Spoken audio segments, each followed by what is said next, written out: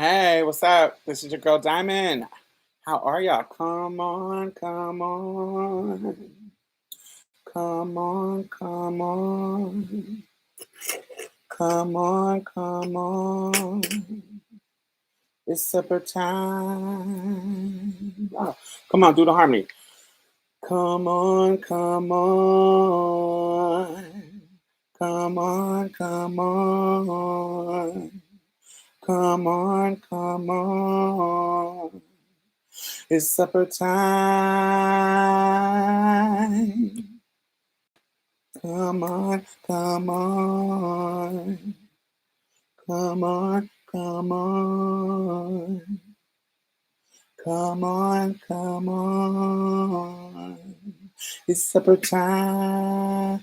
I remember that from Little is it Little Shop of Horse? I love that song. I love that harmony. The harmony's gorgeous. Hey CL, hey Jay. They're just a little white ombre, nothing special. Ah, right. Hey Marissa. So this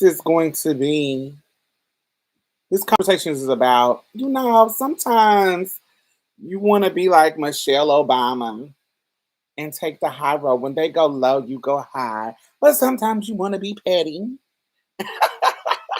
And this is going to talk about a couple of things, situations that I've been in where I'm making the choice to be petty or choice to be, or I'm still deciding on what to be.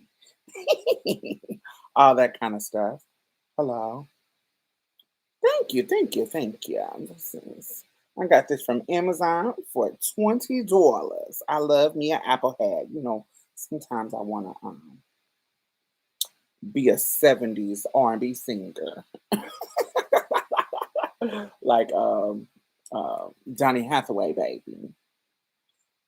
So I love me an old page boy or a newsboy, Apple hand, all that kind of stuff, whatever they call it.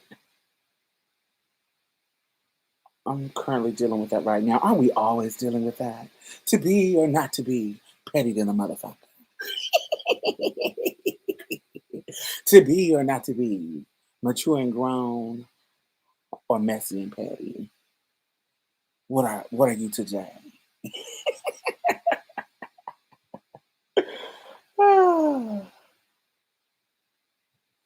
Yes, I had a good time. I was supposed to be home editing, but I was being tempted to be at a back drag bar. But y'all did good. I really, I like coming to the little short drag performances where it's like three girls and y'all just doing, three, four numbers, and then we go home.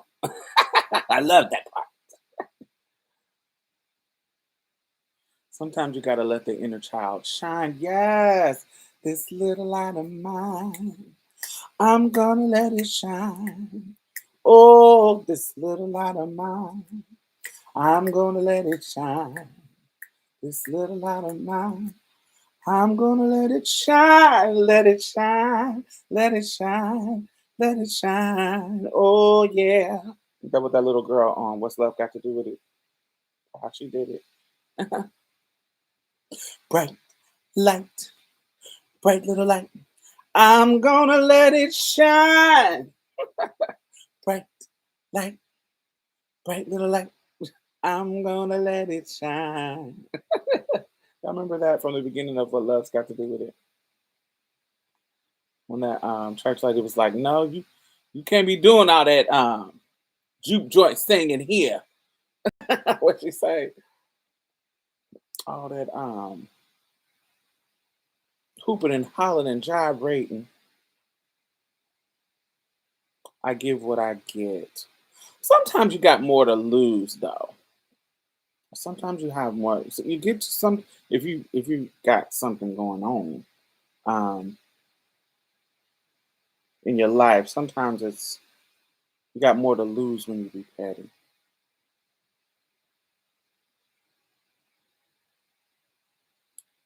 I love someday we'll be free from him. Who? Someday we'll be free. From who? Someday we'll be free. The song is, who is that? Who is him?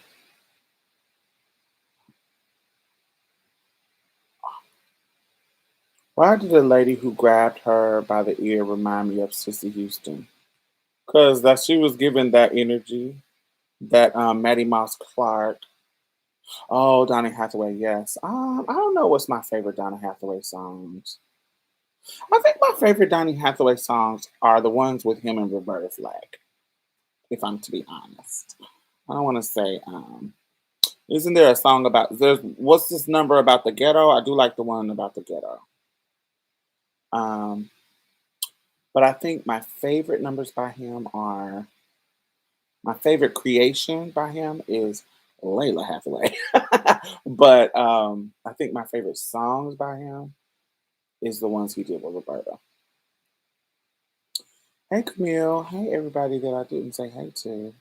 Jenna. Did I miss anybody? Yeah, hey Gigi. I'm coming on early on Thursday, doing a show on Thursday instead of Friday because y'all know Janet documentary is to Friday at 7, and I will be tuning in to that. Sorry. But it's Janet, and you should be tuning in too. To prepare us for Janet Jackson Appreciation Day on the 13th of February. You know, we need to get our history and our love on for Janet. So when, Janet Jackson Appreciation Day comes on February 13th, we will be ready. We will be ready. We will be ready to praise the entity, the amazing icon that is Janet Jackson on the 13th. Yes, a ghetto live is amazing. Ooh.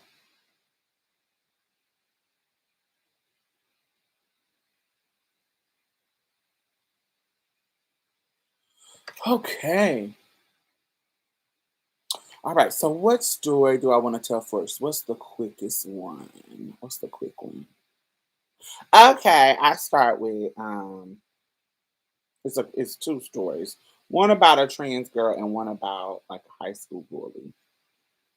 And if I think of something else, I think I'll go later. Um, come on, I believe, I believe in you and me. I believe that we will be in love eternally. But as far as I can see, you will always be the one, my love. Oh, yes, you will. I'm trying to find the screenshots of the conversation because this happened this week. And I believe in dreams again. I believe that love will never end. So I'll serenade y'all till I find it. And like the river finds the stream. I don't know if I'm singing the right words. Deep inside, now I'm free. Cause I believe in you and me. Maybe I'm a fool to feel the way that I do. But I will play the fool forever just to be with you forever. I believe in miracles. And now, and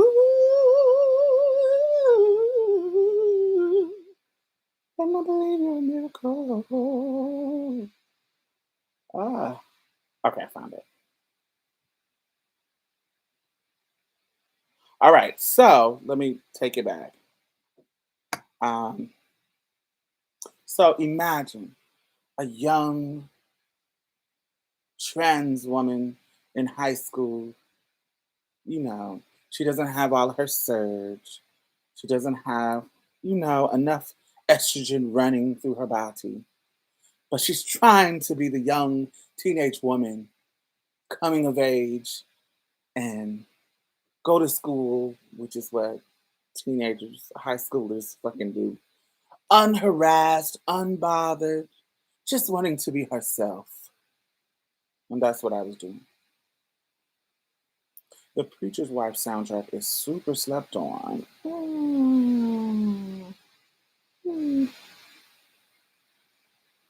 you know, what is, maybe because Bodyguard was so to the moon that, Preacher's Wife came and it was like, okay, it's cute numbers on here.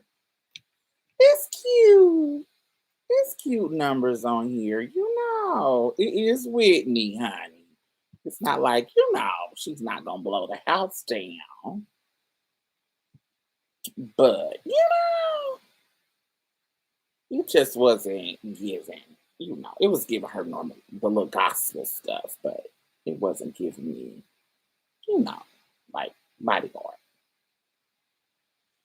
Um, all right. So imagine, I'm going to school and I always have had a certain flavor of boys that I like. It's usually dark. It's usually hood, dark skinned hood niggas, tall, potential BBC. Sometimes I didn't see it yet, but I'm thinking that it's gonna give a little girth and a little length. It's a certain type of dude that I like. And if you are light complected, you still darker than me. You may be light, but a little bit darker than me. And you got African, um, very African features, ethnic features. I like my men to look black, not ambiguously black. I like you to, I almost don't even like you to have a little curl. I like you to have a little BDB. I like you to have a little pink. I like you to have a dread, a little, something I gotta, moisturize and put a little oil on to get through. That's what I usually like. I don't really like all that, pretty boy, mixy, curly head, Dominican. I don't really like that. I don't really, they ain't really my. Now, when I see it, I be like, okay, you cute. Like who I think is beautiful. The dude that played on How to Get Away with Murder. His name is Rome. His real name is Rome Flynn. He is a absolutely gorgeous man. Absolutely, just stunningly beautiful. But sometimes, and this may be some deep rooted something in me that I gotta work through. But sometimes that be giving Butch Queen. When you get too pretty, sometimes it gives me Butch Queen, and that may be rooted in some horrible stuff. It may be rooted in some stuff, but it just give me, hi girl. It just give me, you too pretty, honey. He is my type to the T. Right. He's gorgeous. Like I can see him and I'm like, God, that's a beautiful little boy. But he looked like he takes dick. Anyway. So there was this guy in my high school who all the girls really liked him because he was um I love him pretty. I love pretty things. Mm-mm. There was this guy in my high school who, the chicks like him because he was a little Puerto Rican and black boy. And when I saw him, I was like, No, thank you. I'm not interested. So, but he also was like this bully type person, not bully in the sense. Now, when I say bully, let me make something clear. Just so we're very clear about where anytime you ever hear me talking about bully, sometimes bullying can bring up the images of some little nerdy person or weak person getting thrown into trash cans, getting punched, getting slammed into lockers. Sister, brothers, non-binary people. That was not my experience with bully. When I say bully, I mean you might say I'm walking past and you might, when I walk past and they can't see you, will call me a fag and everybody laugh. You you might whisper something under your breath that I couldn't hear and everybody laughs. I walk in the room with my, with my drag on, honey, and you might say make a joke and everybody laugh. That's what I mean. I don't mean physical bullying because I wasn't that girl. I was a twirler. You is not doing that to me and get away with it. I will tear this whole building down. I will Tasmanian devil this whole hallway in the middle of fifth period with your face. So I wanted to be very clear. I was never bullied. Let me, not even then. No, I was about to say third grade. Now, between second and third grade, I have to admit, motherfuckers did used to chase me home because I was little and small. And in was it third grade? No, second grade, not third grade. I was fighting by third grade. Second grade, I was scared because they would chase me with multiple dudes. Like if it was one, I'd be like, let's go. But it was multiple dudes that be trying to chase me home. But then my mom was like, you get what? Chased home? Oh, no, baby. Not my child. Not gonna be no punk. So come on. Me to twirl everybody. And once I got to twirl it, it wouldn't stop. Twirl everybody. So yes, when I say bullying like a motherfucker just coming up, hitting me or pushing me or doing shit like that. No. I'm talking about the sneaky, not always sneaky, but verbal shit, like saying stuff about my clothes, calling me a he, she, and making little jokes that everybody laugh at. And you get what I'm saying? I'm walking in the cafeteria and somebody on the whole opposite end of the cafeteria is making a joke about the tranny drag queen and da da da, all that kind of stuff. So that's what I mean when I say bully. It's not, ain't nobody putting their hands on me. Throwing me in dumpsters and shit. That's a whole different level. I would have been expelled and in juvenile. Anyway, so I was being bullied in my particular type of, not acceptable, but type of bullying that I would endure. And this little pretty Puerto Rican mixed boy, his name was Felipe Gonzalez. Um, he was cute. He just wasn't my type, so I didn't really look at him like somebody that was like, ooh.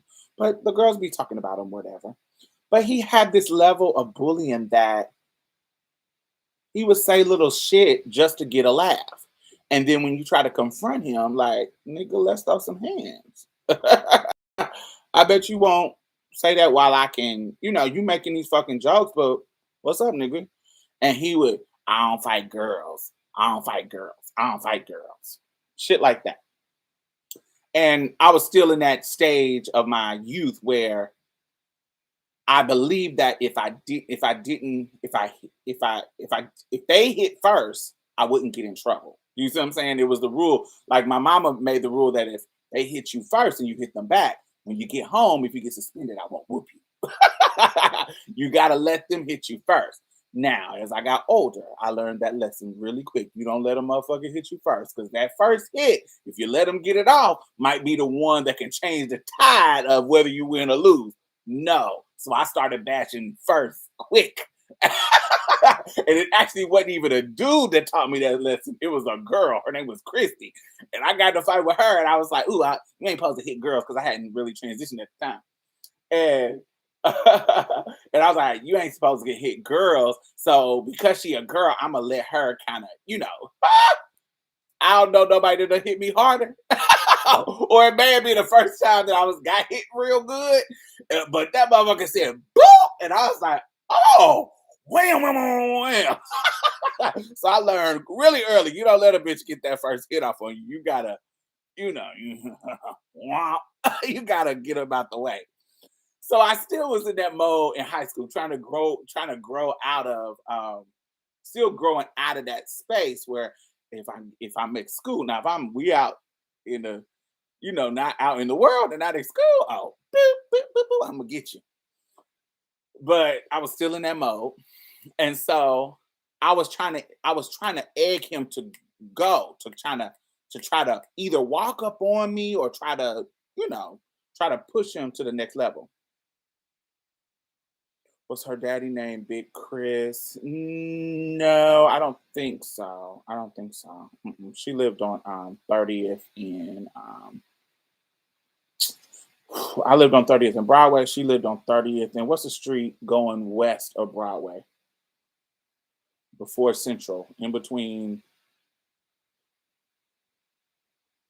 Central and Broadway. It's a street right there, and I don't know what it is. It's not crossing my mind. Not New Jersey because New Jersey is going further west. It's east of Central, west of Broadway. Is it Park? Probably Park. Yeah. So, is it Park?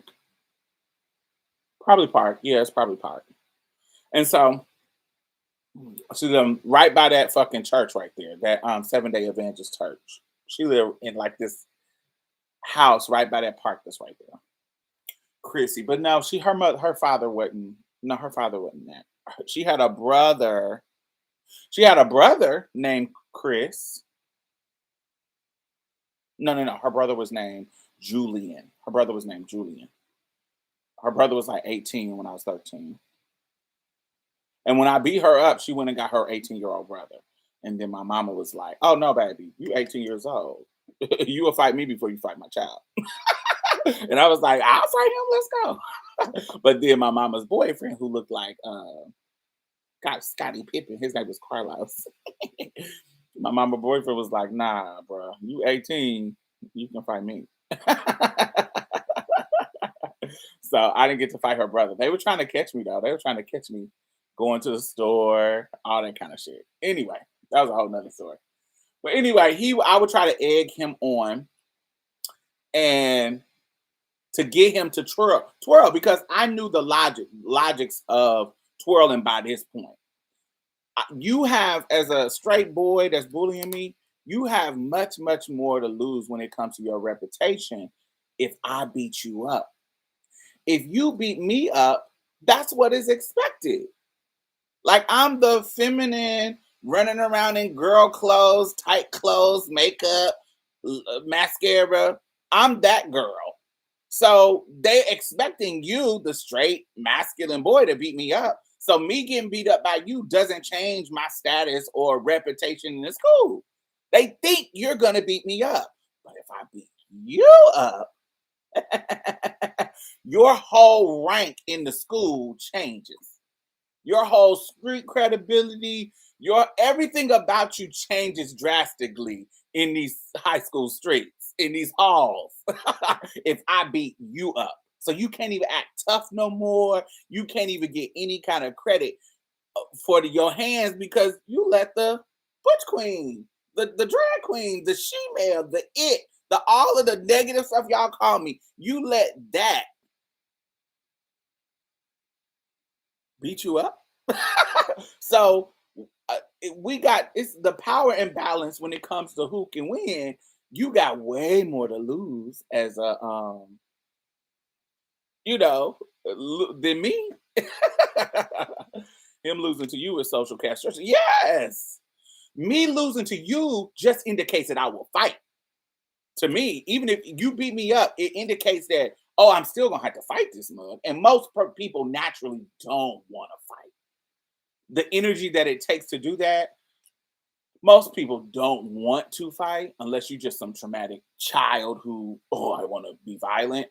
But most people are not that person. And so it's just, you got way more to lose. And so And I was by high school, I was ready to throw hands all the time. It was early, my elementary school that I was scared to fight. But by the time I got to junior high and high school, child, I want to fight at that point. Because I learned that when you fight people, it stops the bullying. Period. Full stop. It's the new motherfuckers coming in that the bullying starts. But anyway, so I would come in my class and he would say straight bullshit, something about something I got on. Even the teachers would be very extra. Boys have such strange rules to live by. Yeah, very bad. Um, he would just say little jokes.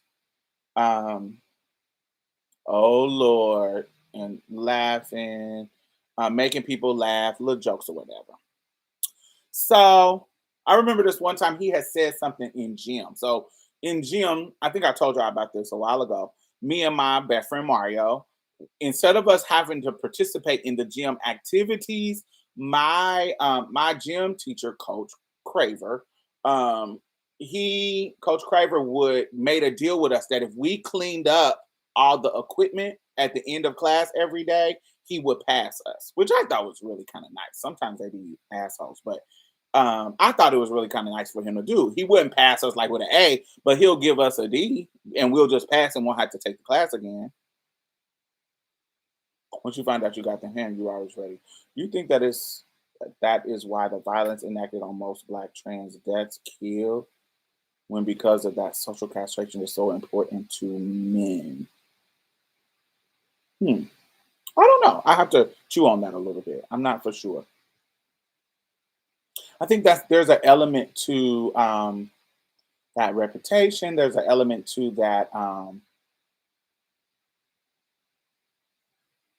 There's an element, but there's something that I would have to chew on to think about when it comes to the numbers. So yeah, so where was I at? So yeah, he would do these things. So there was one time, oh, that we were in the gym, and my teacher, the rule was we clean up after the class, and we would pass and we would get a D. If we all the balls were back on the rack, all the whatever equipment was back where it needs to be. Long as we did that at the end of class, we passed. Um, so that's what we would be doing. And so we would be when they doing the activities, we would really be on the bleachers singing whatever the hottest song was in in '95, honey. Whatever the radio was playing, we would be doing harmony parts. We would be doing because Mario was a church queen, so we loved to sing gospel songs. Like literally, Mario didn't even listen to the FM side of radio. Mario, when you come to his house, him and his mama was listening to the AM side, which is usually like the churchy side of the radio. Is it dating me? Yes, it is. But I don't care. I'm wrong. But there was a time when there usually the gospel shit in Indianapolis, there was the gospel stuff was on the AM side of the radio. And and there was literally nothing but gospel playing and blah blah blah blah blah blah. Blah. So that's all Mario listened to. So we would be singing his gospel stuff. But he listened to R&B stuff too. So we would be, especially girl R&B. So we would be doing harmonies. Well, you don't know nothing till you know that I love you. You, boy, I love you. I know I can reach you. I'll show you. I'll teach you. Cause you don't know nothing till you know that I love you. Y'all remember that? Boy, I love you. Anyway. That was by soul, not soul for real, or there were for real. And we would be on there harmonizing Brownstone. Yes, Brownstone. I heard it through the grapevine that you were feeling too fine. And I hope that you feel much better. Yes, I do. That was my shit. We would be wearing that out. And what's that other if you love me, say it. If you trust me, do it. If you show me, I love that. Brownstone was our shit. Tony Braxton was our shit. Anything Tony. Because Tony's secret album had came out. Missy Elliott was our shit. Who else was popping? R&B popping total. Kissing you is all that I've been thinking of. Kissing you is cool, cool. What else? Um,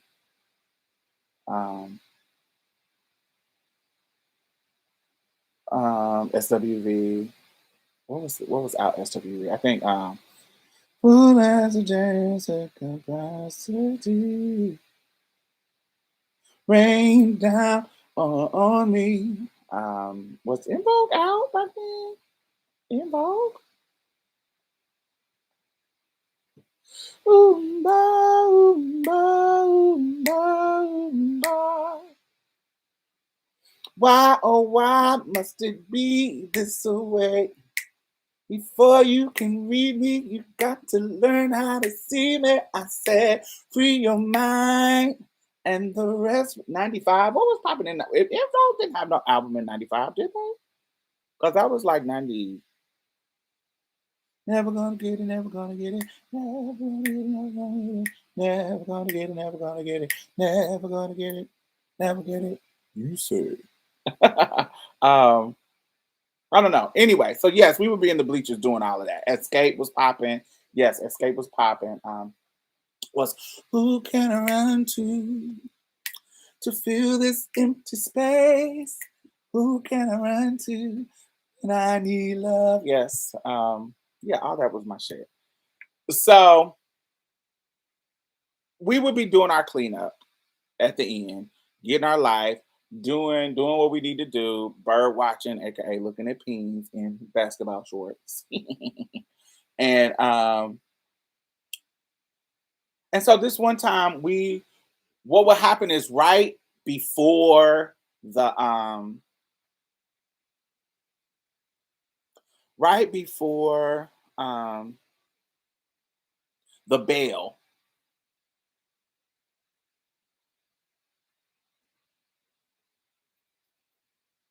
That was like 1992. Yeah, I don't know if it was that was weird.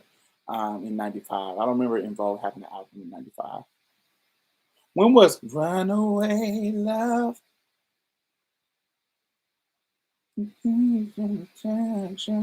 Runaway Love. Got to stop before he turns me out. Ooh, I'm not qualified to play little games with you. I've been hurt hard, baby. And it's not for me and me. What song was that? Runaway Love. I. Remember that? When they was in the desert with the fabric blowing with the car. I thought EV3 was later. I thought EV3 was like 97. Too gone, too long, baby, to ever get back again in my heart. Yeah, I think that was 97 or even 98. I don't know. I think that was later on. Don't go. That was Funky Divas. When did Funky Divas come out? That was, I don't know, when they were in the desert. Yes. Don't go. But anyway, we would all line up at the door of the locker rooms. So you go through the gym and then you go through the locker rooms and we would all line up at the door. So we had to be at the door. The door was shut. We couldn't leave we're standing there in line going out the door because we couldn't be in the hallway to until the bell rings. So we're just sitting there. Yes, I did. Um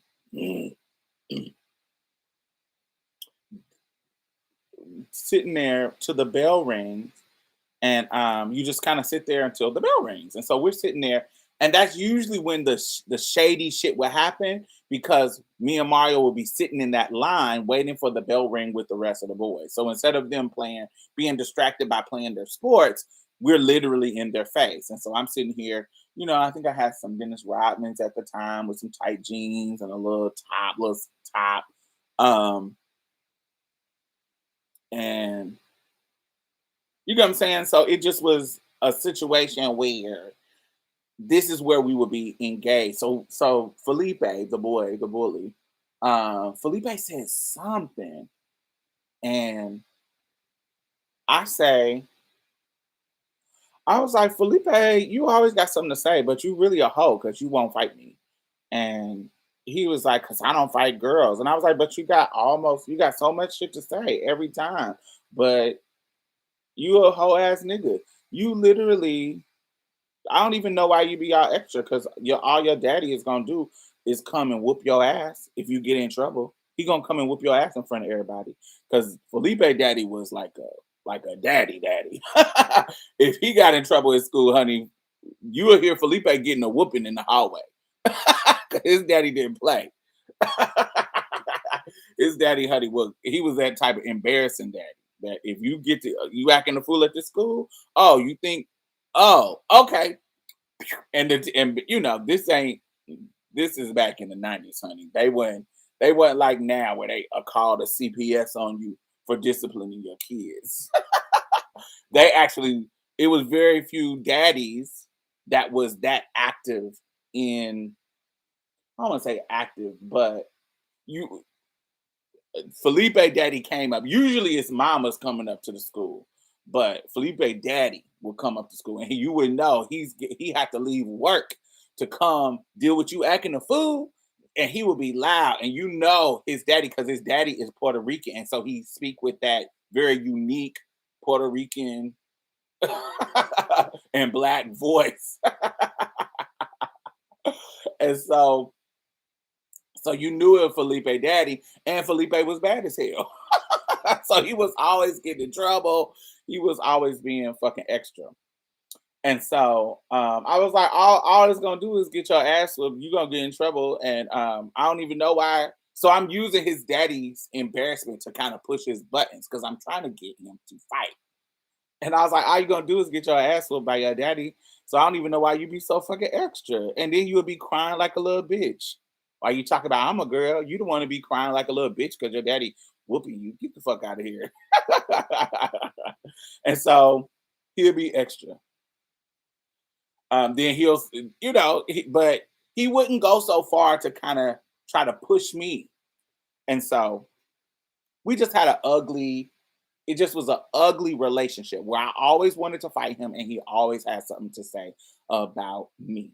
So that was our high school relationship. He ended up getting kicked out of school or transferred to another school or something. He used to either getting kicked out of school and then he ended up coming back another year. But by the time he came back, it was so many other dudes, and that was more sickening. And he just wasn't. He never was like popular, but it definitely went down. His popularity went down even when he came back. So he wasn't nothing. So fast forward to we are adults. We are this that was now mind you, this is 95, 96. Fast forward to 10 years later. We are adults, 2004, 2005. Okay. And we are running around the city of Indianapolis. I am now 10 years later, I am now trans woman prostitute traveling around the country. Traveling around the country doing my thing and in the thick of grown trans womanhood. And I'm not even thinking about him. I'm not thinking about him at all. Like I haven't even ran into him. Like, I don't even think about him. So this is also when I started getting cool with my gay mom. And my gay mom was a bus driver, right? And so she's like the first trans woman that was in this kind of position as a bus driver. Like most people didn't know her T until some weird ass shit came out about her. And she had got into it with this trans girl, Strawbella, and they start telling her tea, so it got to her job, and it started causing problems at work because her tea was getting out. So she would be telling me tons of stories about her, just her experience at work. So she's telling me about this story. So now I don't know anybody that she works with, right? So she's telling me the story about all of the um she tells me the story about all of the bus drivers having like this Christmas party at this popular bus driver's house. And so in that regard,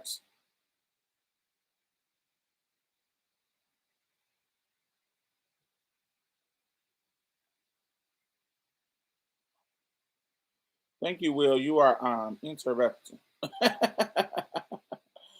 I'll respond later. Um, so in that situation, um, she's telling me about going to this party. Now it's kind of a scandal because her tea is being rumored. Nothing is confirmed, but her tea is being rumored about. It's being rumored about to everybody in the throughout the bus driver. So this is an off work event. This is a situation where all her her co-workers are going to be there. You get to dress how you want. Usually y'all all in, at work in your clothes, in your uniforms. But now this is a after work event she's coming to. It's kind of like scandal that she's coming because of the rumors and da da da da da da da. Da. So she comes into the event, and the dude who is throwing the event makes it a point to make her feel welcome. So he's an older cat. He is just a cool dude. Like it's something about this dude, this older guy that is just a cool guy. He doesn't want, because he know the rumors is happening. He doesn't want to make her feel uncomfortable. He wants to, he's not being like, oh, you know, it don't matter what you are, you can be here. He's not being that direct, but he's being very, very intentional of making her feel welcome, regardless of whatever the fucking rumors is that's happening.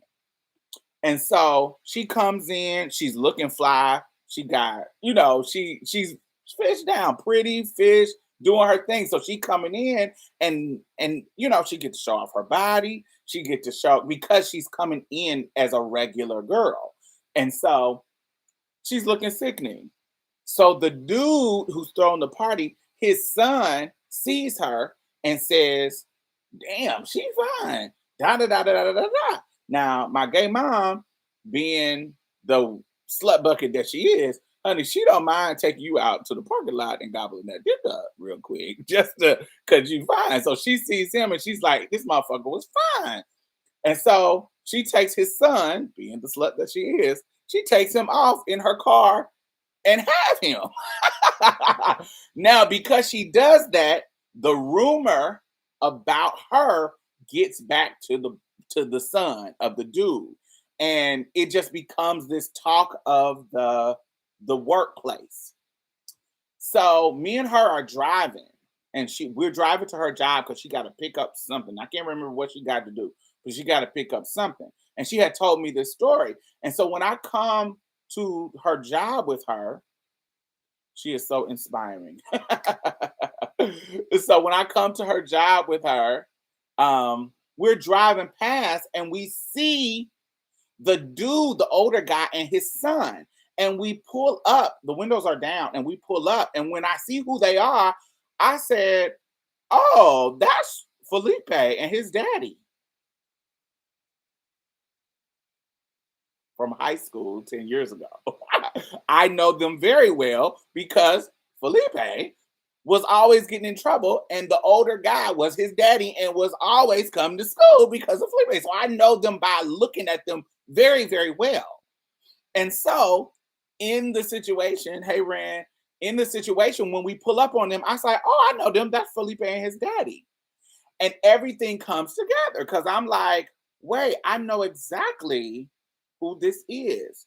Felipe's daddy is cool as fuck. Like he's a cool older old school Puerto Rican and black dude, Puerto Rican dude that has a black girlfriend, so he's connected to black culture, and you get what I'm saying. He's just a cool dude, and we don't have in Indianapolis. It's a little different than like in New York or maybe LA. It's not a real it's not a lot of diversity in these places. you honey. Now we know on a real level there's multiple things in the world. But to us, honey, you was black, white, Mexican, and Chinese. If you had slanted eyes, baby, I don't care if you was Japanese, Lao, Thailand, you was Chinese. Now as we done got older, of course, and the internet, we got a more expansive racial intellectual IQ, so we know that there are multiple type of Asian people. But at the time, honey, we in honey country, non-progressive ass motherfucking Indianapolis. So it wasn't too much for us to give into these nuances about race and culture and ethnicity, blah blah blah. You was Mexican, which meant that you was Puerto Rican. You could have been Puerto Rican. You could have been Mexican. You could have been all any of that. But that's what you is. And so, but you knew there was this very distinct. You knew his voice. He spoke Spanish. You knew that this was this wasn't something that you were used to as a black person, where they're registering as black people, but you knew this is not your normal that you're used to. Oh, y'all speak Spanish. This is, my introduction to Afro Latinx people. And so anyway, I knew them. So when I say that out loud with the windows down, my gay mom was like, "Man, shut up. I don't want them thinking we talking about them." But I was loud as hell. So we find out that I'm finding out that this is the boy that she tells me this amazing, sickening story about was actually my bully in high school. Like, you had fully paid, girl, what? And then she's telling me his piece wasn't all that sickening. Yes, it is a work. It's in the works. It's not gonna be about any of my friends' stories because I don't want to invade on their personal privacy. This is most of my stories are gonna be around me and me telling my perspective of my stories. Um, but yes, anyway. So I was like, what? You had Felipe? And in my mind, who I pictured and who it was not, that don't always match. But I'm like, he is not sickening like that. But he is sickening to people who like his type of person. Um, Speaking of being petty, let me show y'all what he looked like. Because I don't give a fuck. Don't be a Nova. I don't know who Nova. Excuse me. I don't know who Nova is. Let me show y'all what he looked like. This is what he looked like now.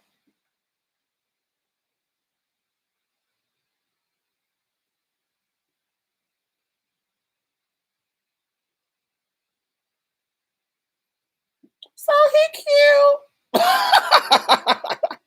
He cute, honey. He's something. He's something. And so I'll get it because these stories are sickening. Work. Um, and so he's giving, yes, indeed. You get what I'm saying? He's something, girl. He is not giving me no life. But my gay mom, that's her type. She like everything. She's equal opportunity puss. But that red bone thing, that's her tea. That caramel red bone thing, that's her tea.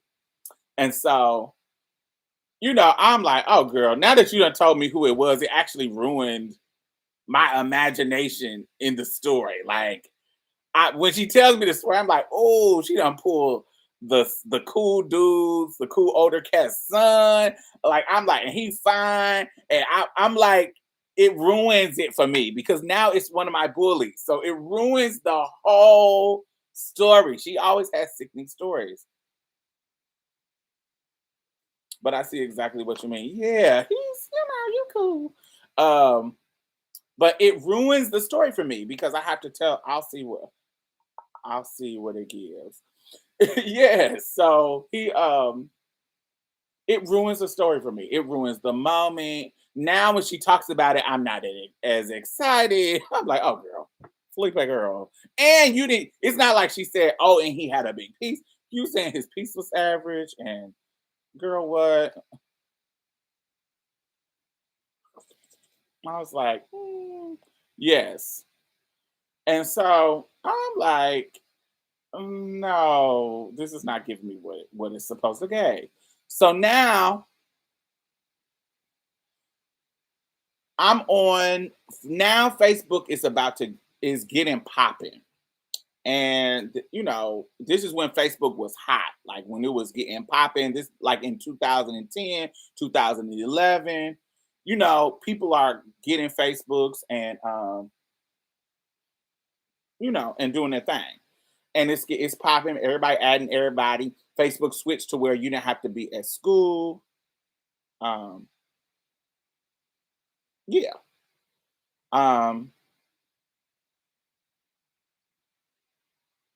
so Felipe added me. He added me on Facebook, and but he didn't know who I was because I done in 2010. I didn't advance. I done got stuff, the things, the things that and he hasn't really seen me since high school. Yeah, we drove past him, but he really didn't get a good look at me. You feel what I'm saying? But he hasn't seen me since high school, since I'm 16, 17, 16, 17.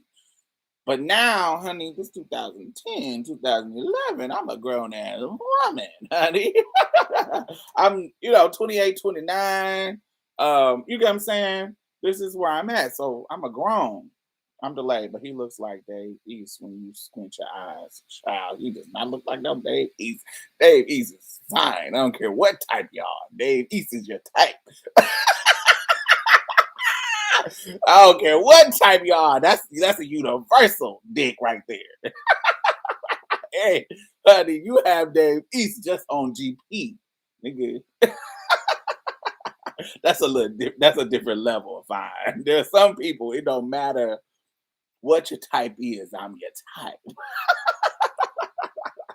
and Dave East is one of them. Oh Lord, he don't look like that, child. But yeah, Dave East is fine. Oh, these lights are making my nose itch. That's why I'm pausing because it's keep. Let me cut this down, girl, because it's giving me. My. I told you I learned my DNA. Oh, and it told me these things about myself. So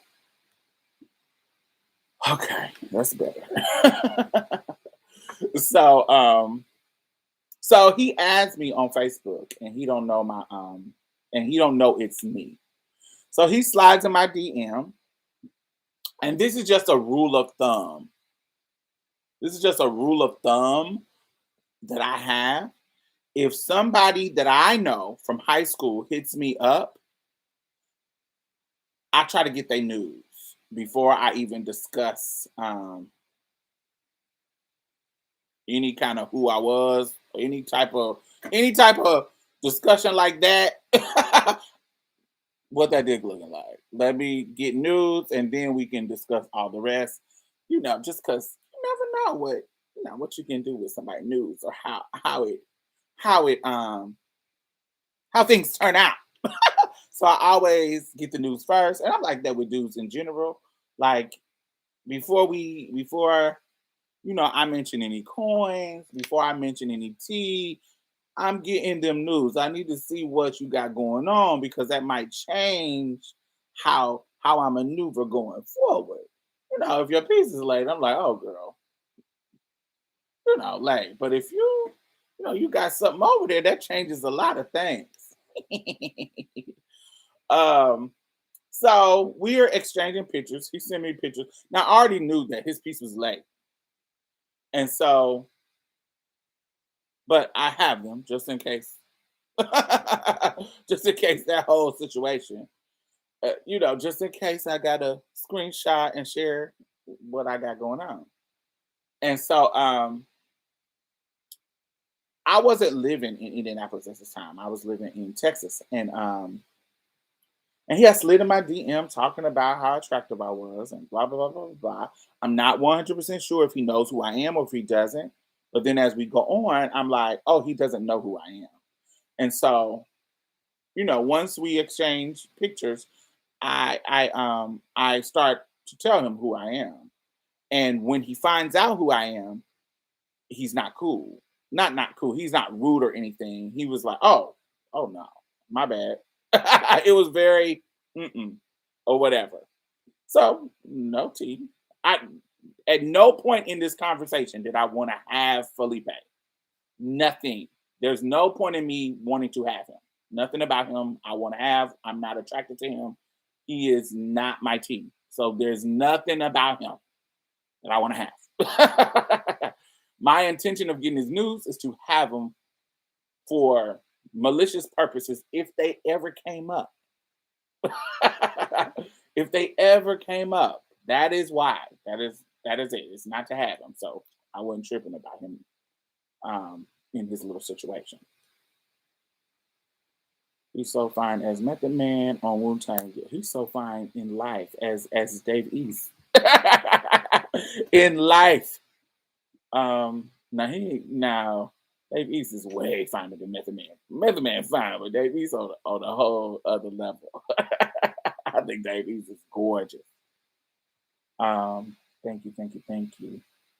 Hey, Brianna. So that was in 2010.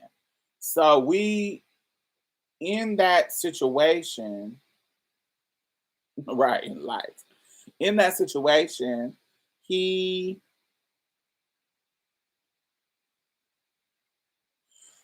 somehow the conversation gets ugly. Not ugly like arguing, but ugly as in combative. Just combative, like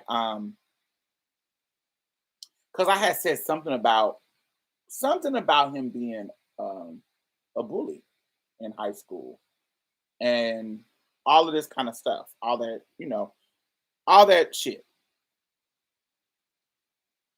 I'm more sexually attracted to Method Man, I think.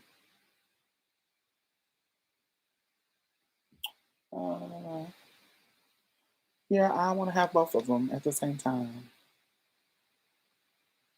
Yeah. I wouldn't want to choose. Yeah. So anyway, fast forward to um the first fast forward to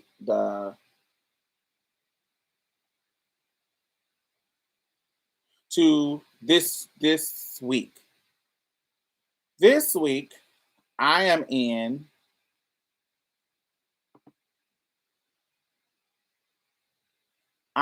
this group, this group called that is it's a group for my class, my high school class reunion group where we like if there's any type of planning for 5-year reunion, 10-year reunion, 20-year reunion. We just had our 20-year reunion. We always talk and plan in that group, like where are we gonna meet up at, who what are we gonna do? All the planning is that. And so a couple of days ago, this happened a couple of days ago, which is that picture that I sent y'all.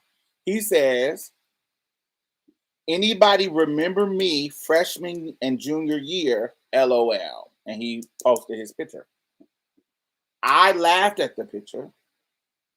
And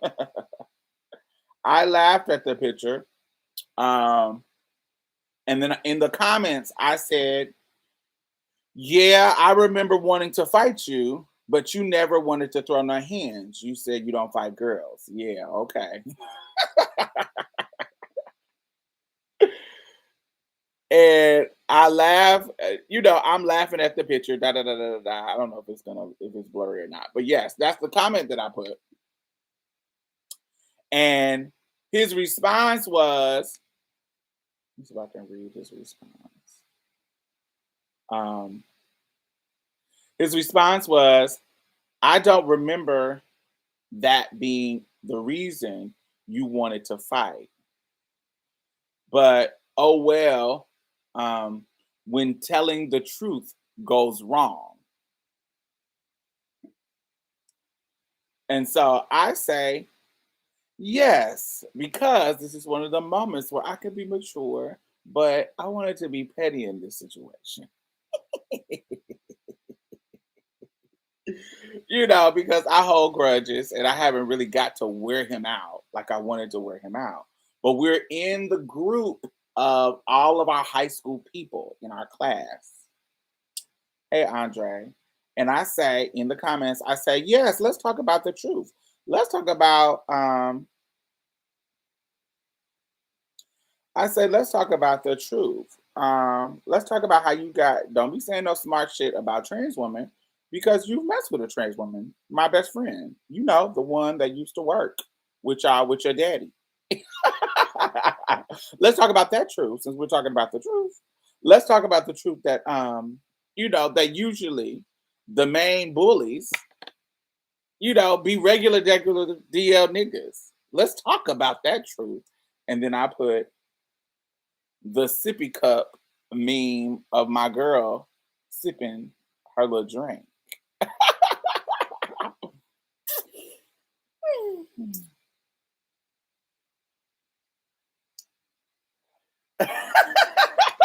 So, yes. Oh, right. And so everybody in the comments responded, oh.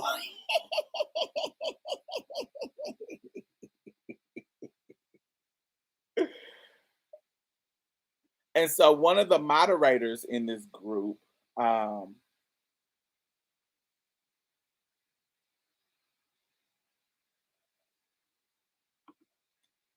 one of the moderators is also this same exact thing,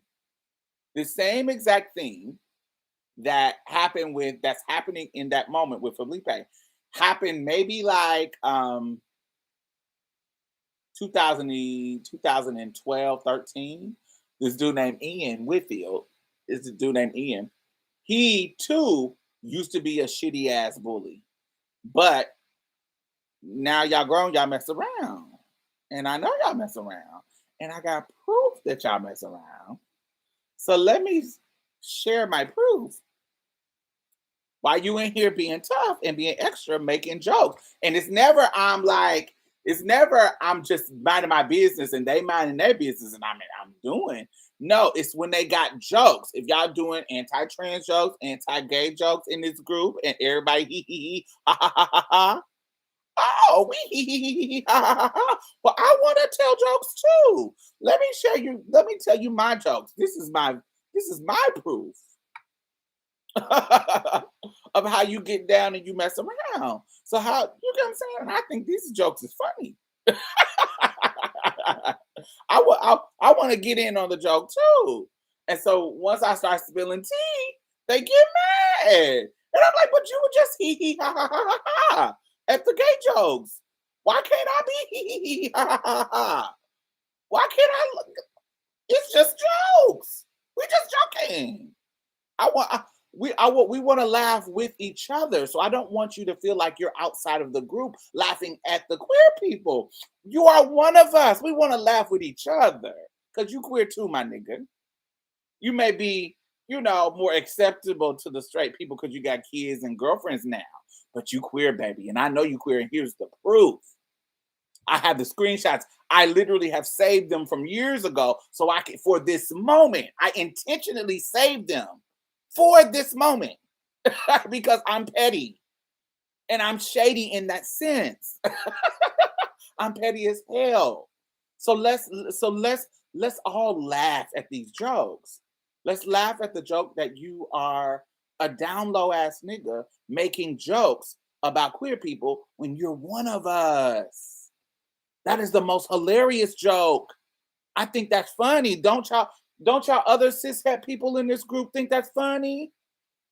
I know y'all think that's funny. And they like, oh, oh, what? That's how you get down? That's how you get down? Uh-huh, that's how he gets down. Yeah, yeah, yeah. So the joke is on us. You thought you were laughing at us, but it's you too. So the joke's on us. Let's laugh. let's let let's laugh about it. But I don't really think he thought it was too funny. He didn't think it was too funny, but also you can't really kick me out because then they would know for sure you was kicking me out of the group, even though he was an admin. You was kicking me out of the group to, you see what I'm saying? Because you knew I was spilling the tea. And the tea that I had was piping hot. Piping. Proof was in the pudding. It was undeniable. Petty boots, down, petty boots, petty designer boots.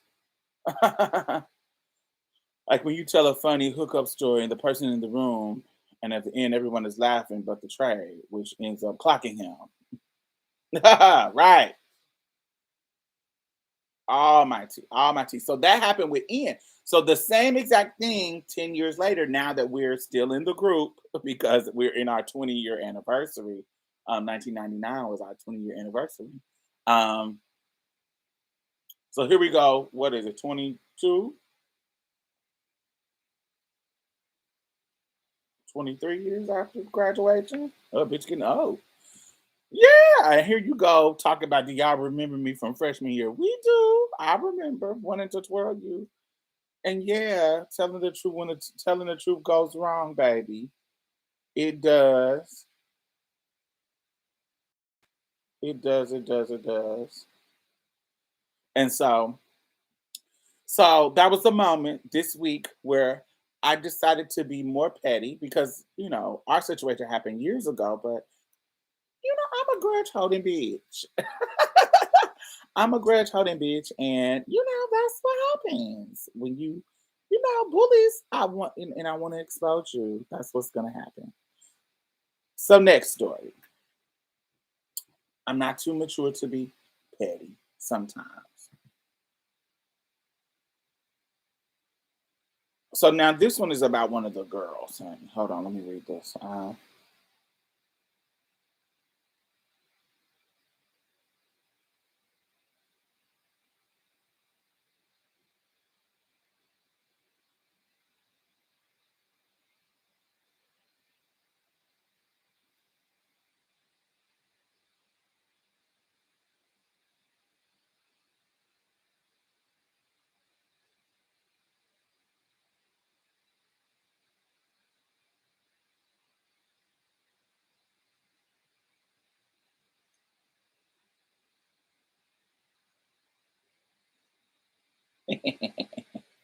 All right, so the next is one of the girls.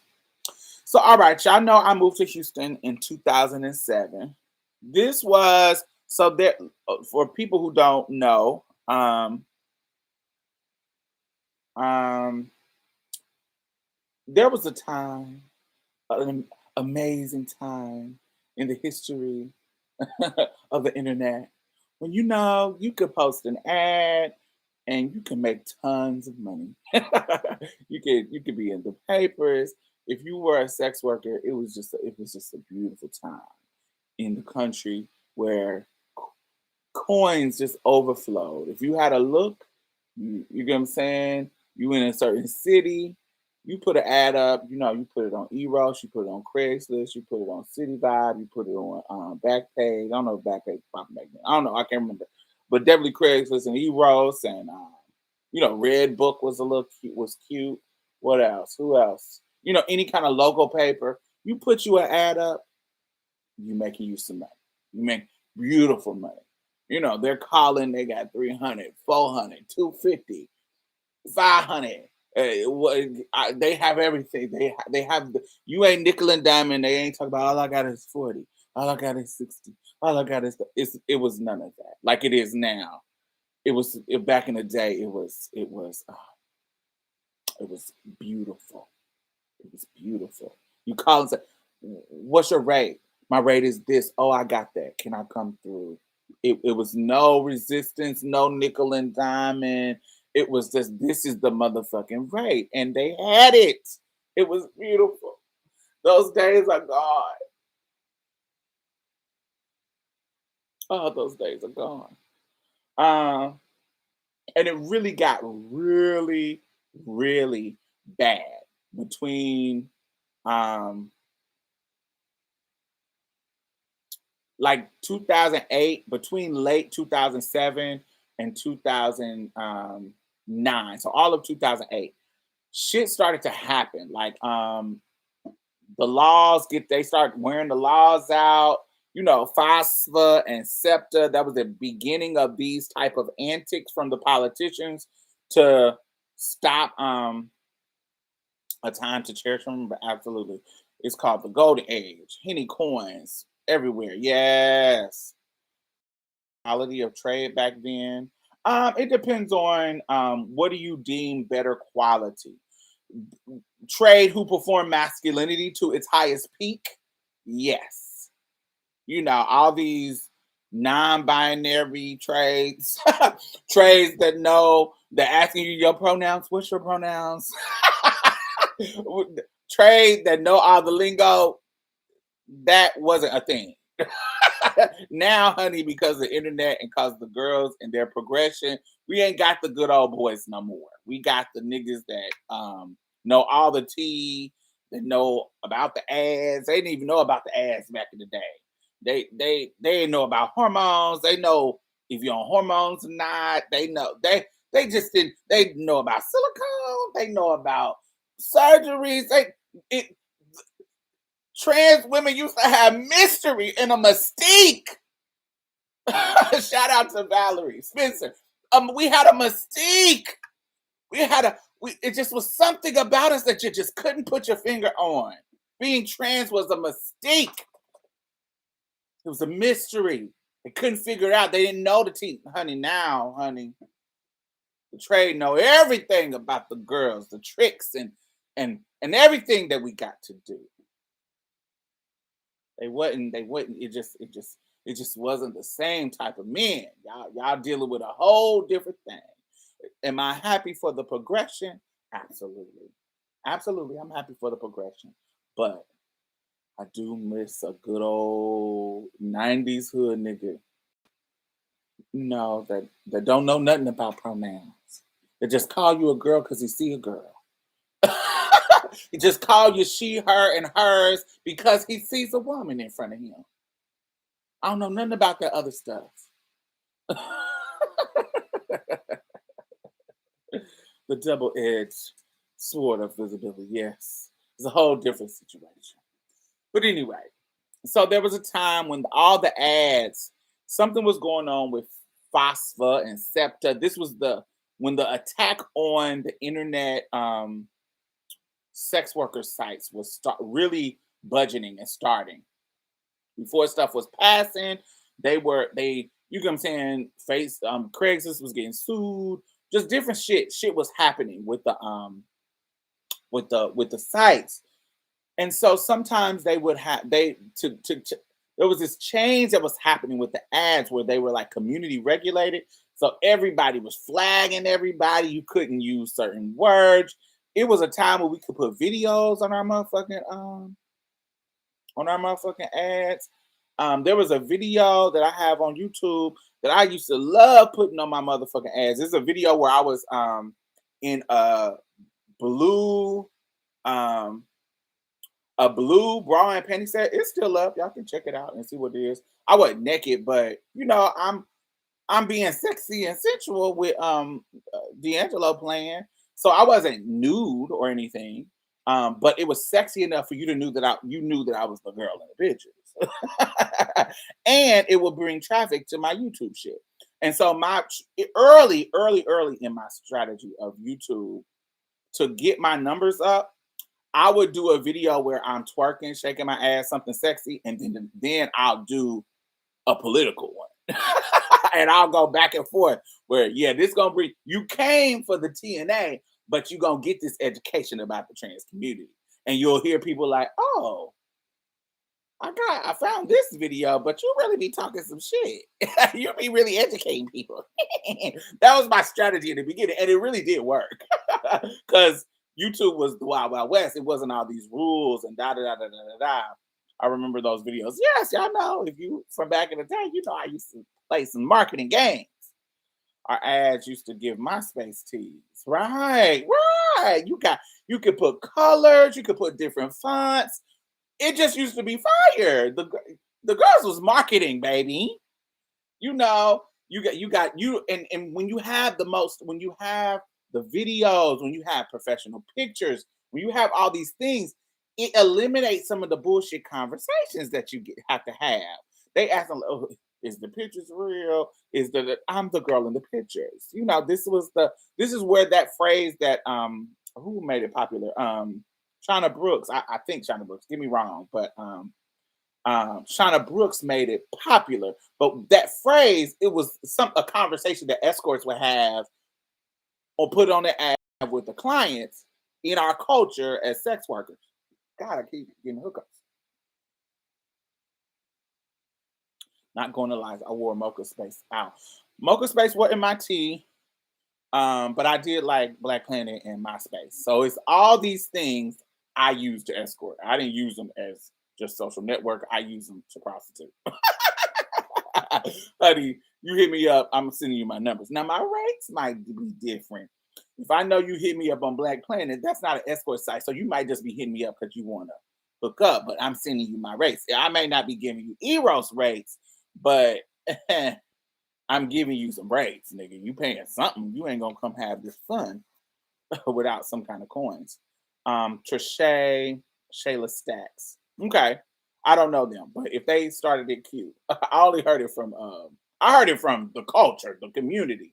But who I heard start using it as a catchphrase was Shauna Brooks. But Trichet and Shayla Stacks. Yes. So so in that regards, I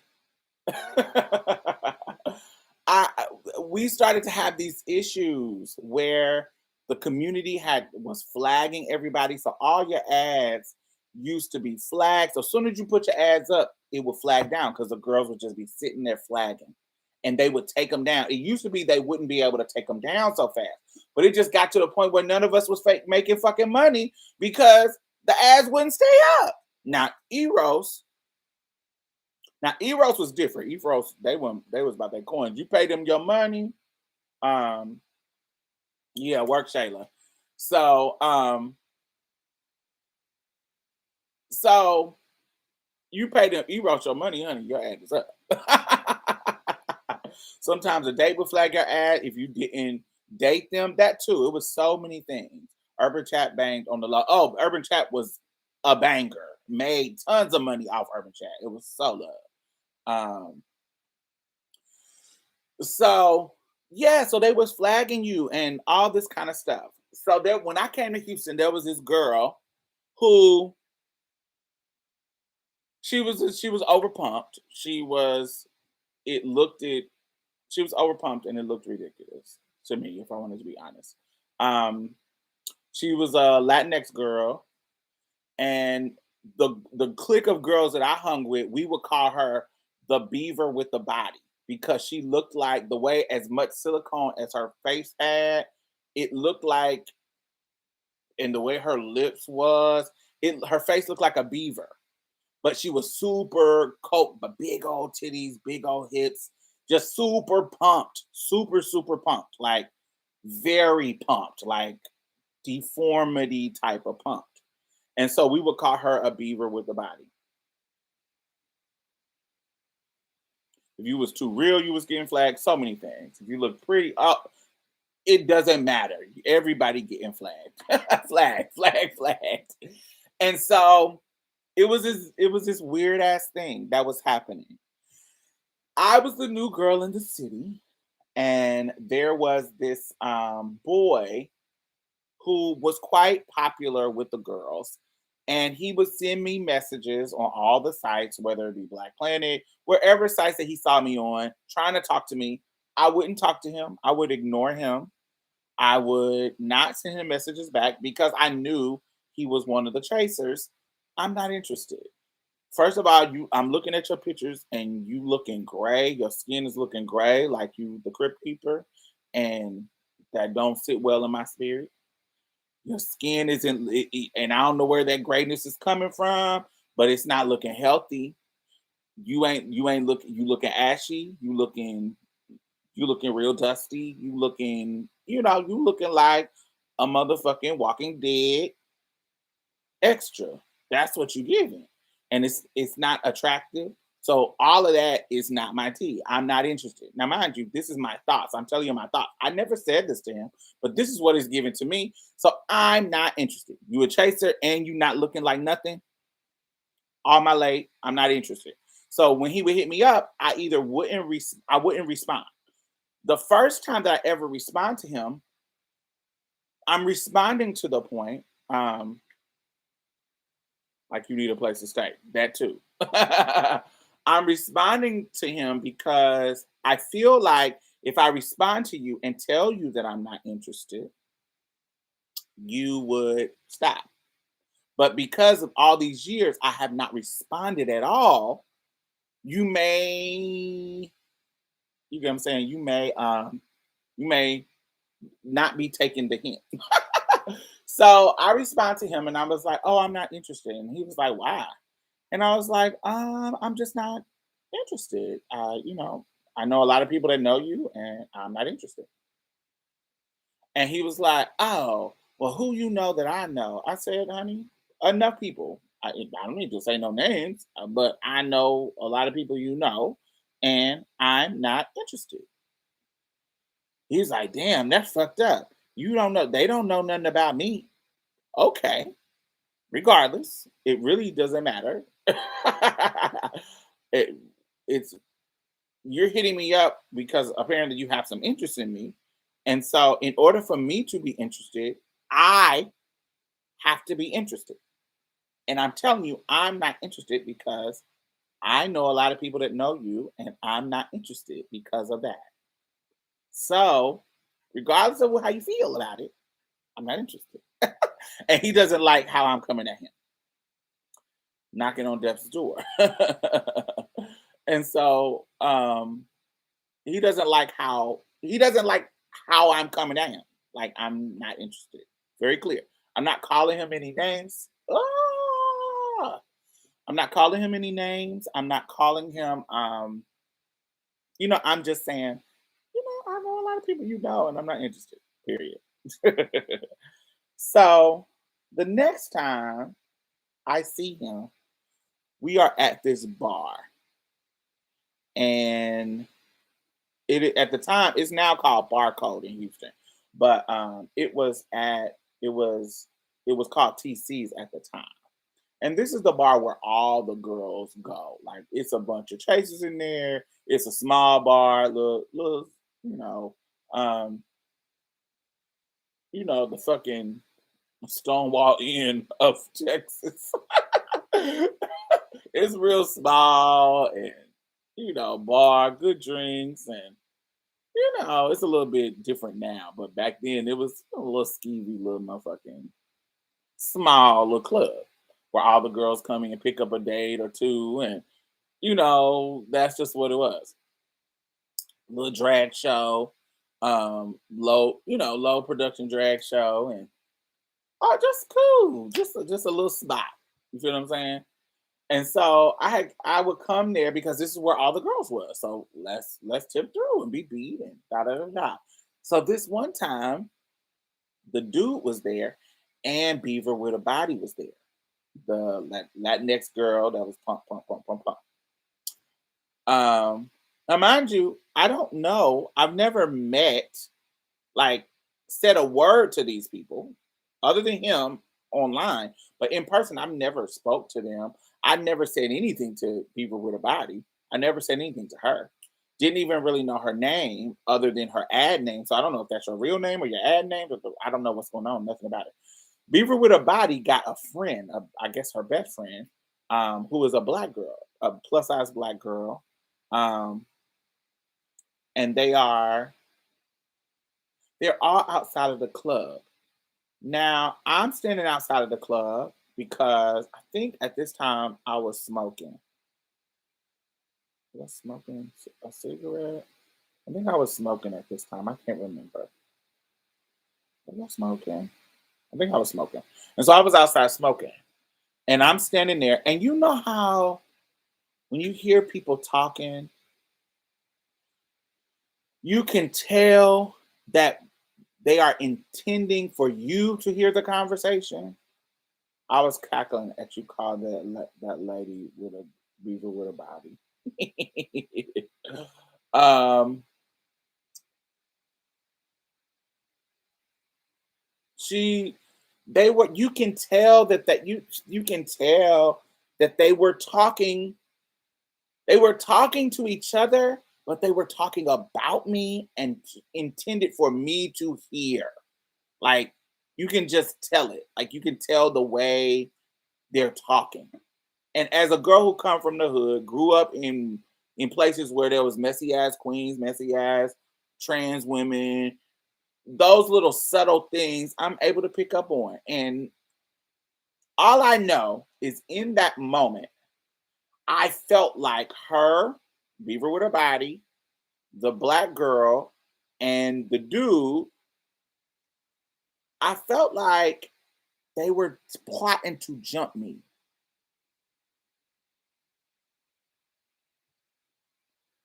And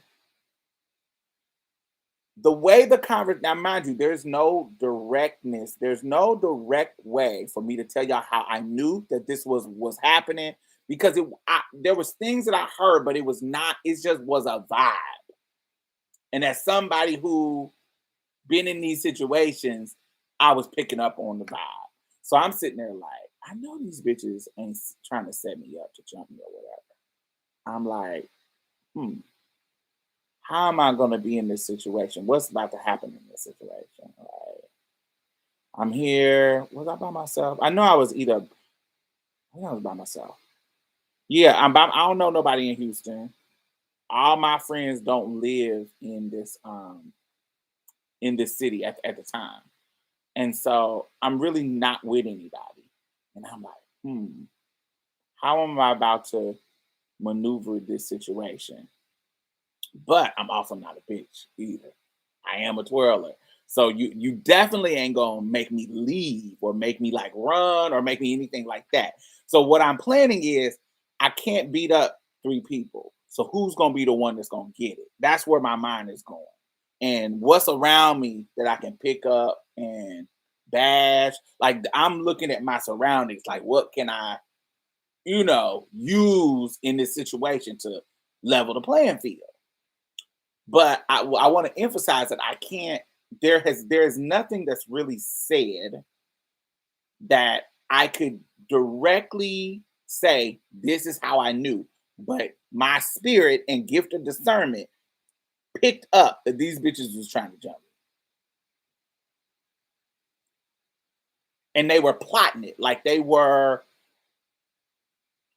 determining if they were gonna do it. Because I did hear the black girl say, y'all might not want to do this. Like this is like she seems like she was the voice of reason. So anyway, that was back in 2008, 2007. And boom, all these kind of, that was that. So mind you, it doesn't happen. They decide against it. I don't know what made them decide against it, but they decided against it. But I felt the vibe.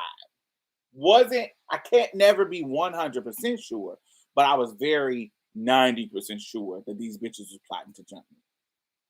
So fast forward to 2010, like 2 years later. 2 years later, um, my now I'm in the city. At this time, a lot of my friends from Indianapolis have come and moved to Houston. So Ty was there at that time, but I think no, she wasn't. She either just got there. I can't remember whether or not you had got there yet. I think this was right before you came or something like that. And so 2010, fast forward to 2010, there was this gathering place for services at here in Houston where the girls would have to gather. And I saw the black girl that was in the situation. I saw the black girl that was there. And when I seen her, she was very now by this time, remember, I'm on YouTube, people are watching it. And so she comes up to me like, oh, I see you on YouTube. I really like your videos. I watch you every time you post a video. I watch you. And I was like, oh, thank you. Da da da da da da da da. Whatever. So she's sitting there being really, really personable, being really, really nice, being really, really cool. Not doing, just being nice. I remember 2 years ago, you bitches was planning to jump me. Now I do remember she seemed like she was the voice of reason, but it still was a question. So I asked her, now mind you, this is 2 years later, I asked her, hey, let me ask you a question because bitch, I want to know. I need it to be confirmed that my gut was right. I didn't have a 100%. I was at 90, but I want to be 100%. And so I asked her directly because she said she was being happy go lucky. Hey, Miss Diamond, how are you? Da da da. I watch your videos. Da, da, da, da, da, da, da, da.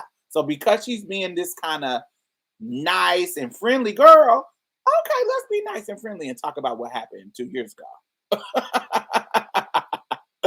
And I say, so let me ask you something.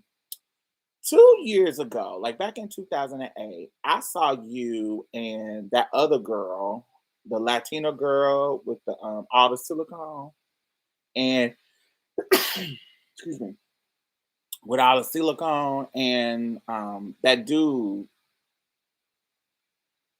at TC's.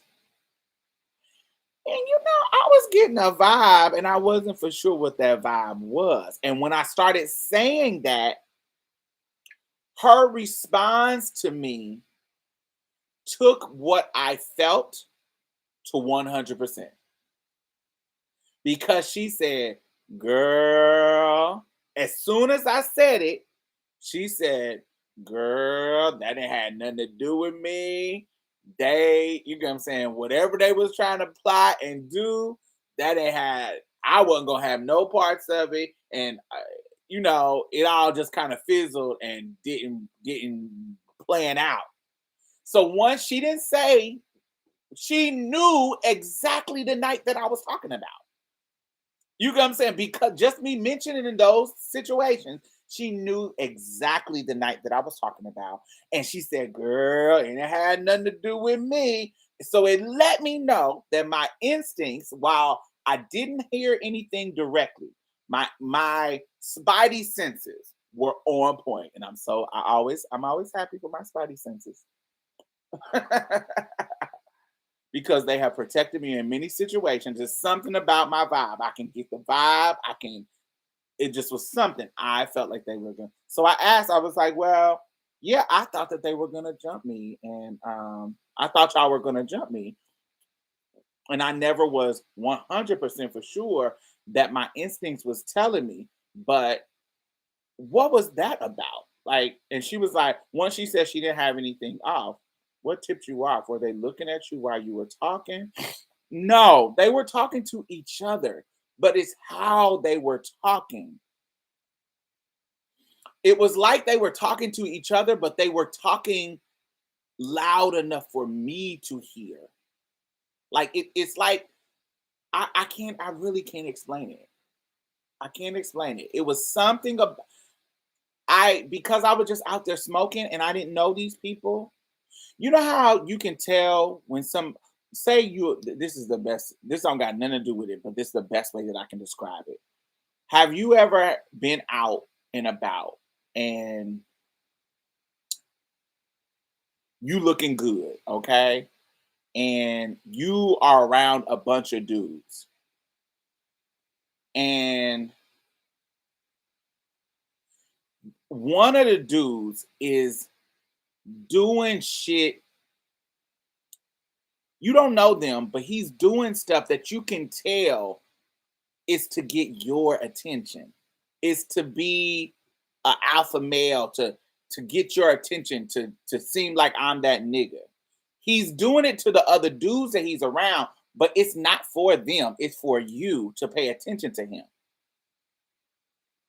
Where you know if you weren't there, he wouldn't be doing all of this. He's trying to get your attention.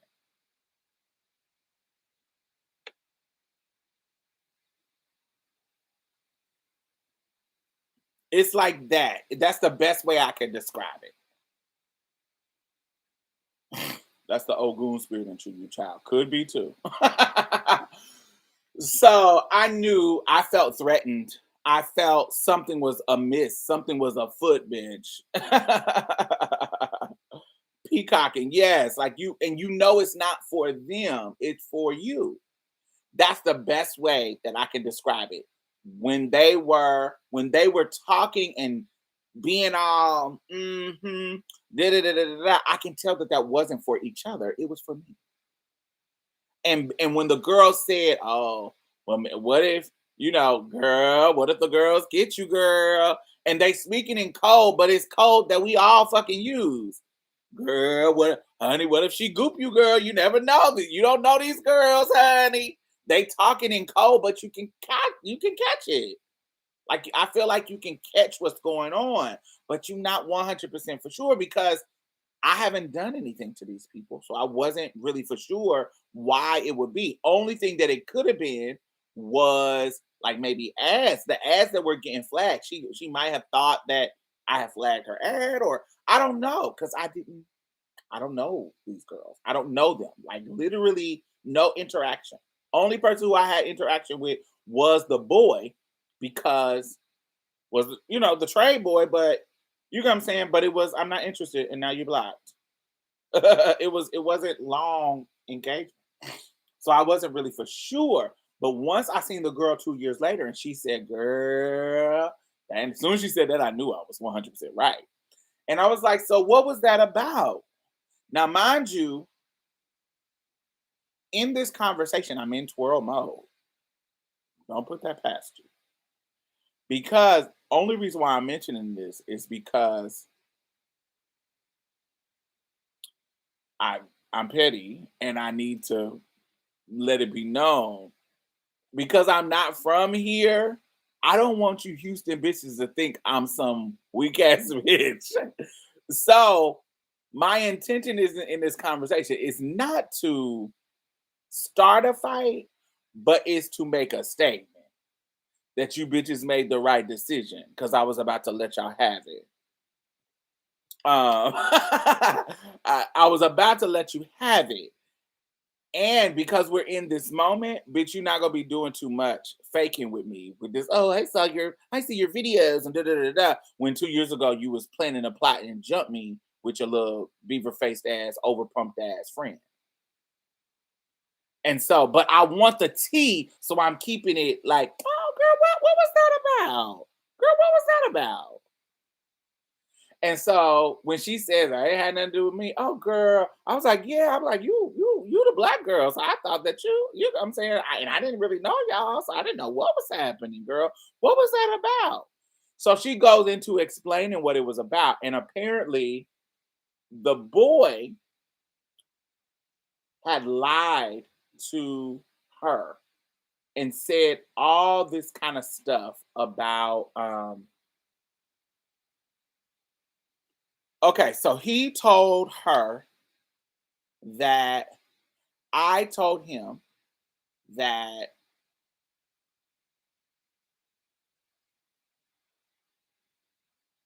what was it?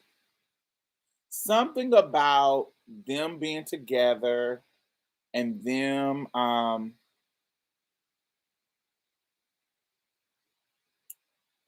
something about their relationship or whatever. Something about their relationship that made her look bad. That made I didn't even know that they were together. Like me and him never had a discussion about her at all. I didn't know they knew each other. I don't know anything about her. The most derogatory thing that I said about her is that I would call her the beaver with the body, with all the body, the beaver with all the body.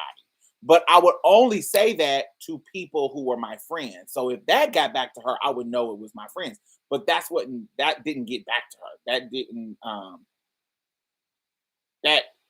that that never came up because it wasn't some. I only said it to my Judies, and they don't know her. And so, and remember when I was even to be honest, to this day, um, I'm a little bit more expensive, but my first 10 years in Houston, I had the same friends that I had at school because all my friends, I mean, same friends that I had in my hometown because all my hometown friends moved to Houston with me back to back.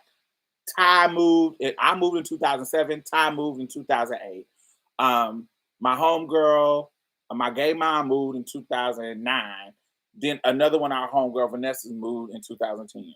So all my homegirls who I was cool with, that I was friend with, they moved to Houston with me, back to back to back to back. So I didn't even have a need to befriend Houston bitches like that.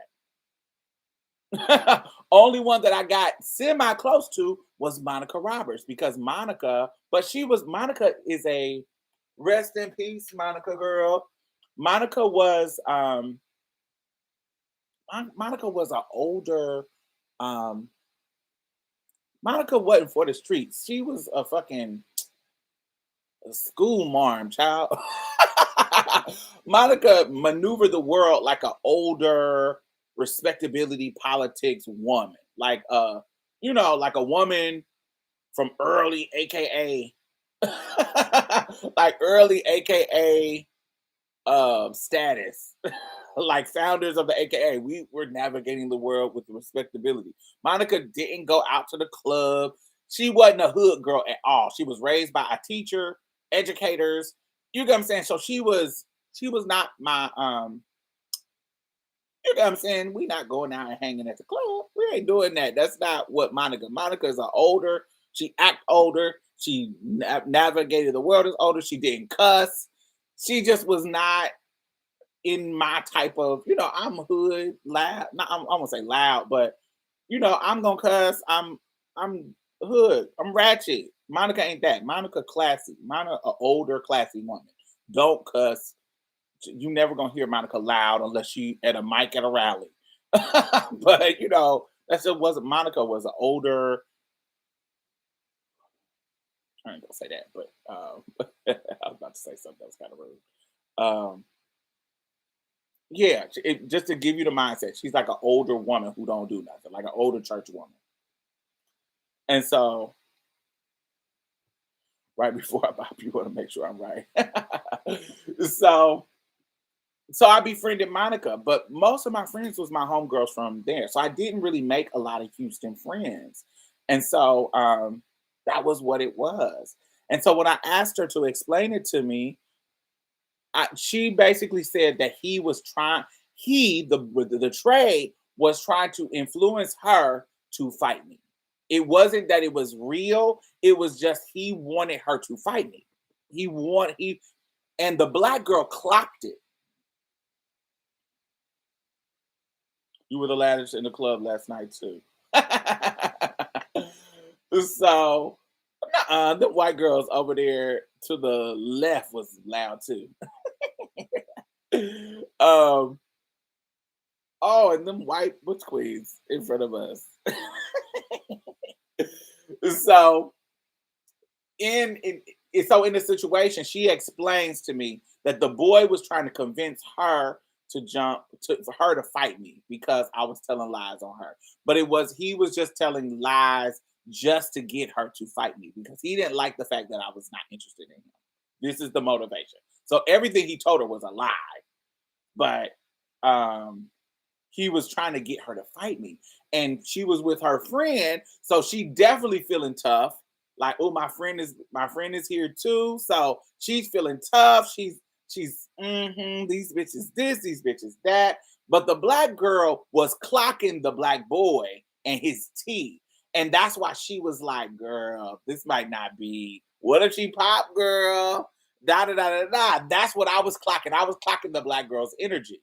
And the black girl was like, don't let basically the black girl was like, don't let the trade get you caught up into something if you don't even know if he's telling the truth. Da da da da da. And so that's how she explained it to me. Like she was the one that talked it down and told her, before you make some moves, you need to know if it's real. You don't even know her. You ain't even talked to her. You ain't even got her vibe. You don't even know what's going on with her. So you don't know what that tea was. And she was like, and based on, like your videos and shit, you seem like you cool as hell. So I'm glad that none of that shit went down because you seem like you cool as hell. All right. So that was 2010. Okay. So this confirms that what I felt in 2008 was real. Okay. But remember, they didn't do any kind of popping. They didn't even say anything to me. The popping didn't happen. I just felt it coming and it didn't come through. But I don't like that. I don't like the idea of that. I don't like it. I'm annoyed by it. And so fast forward to 2000 and what?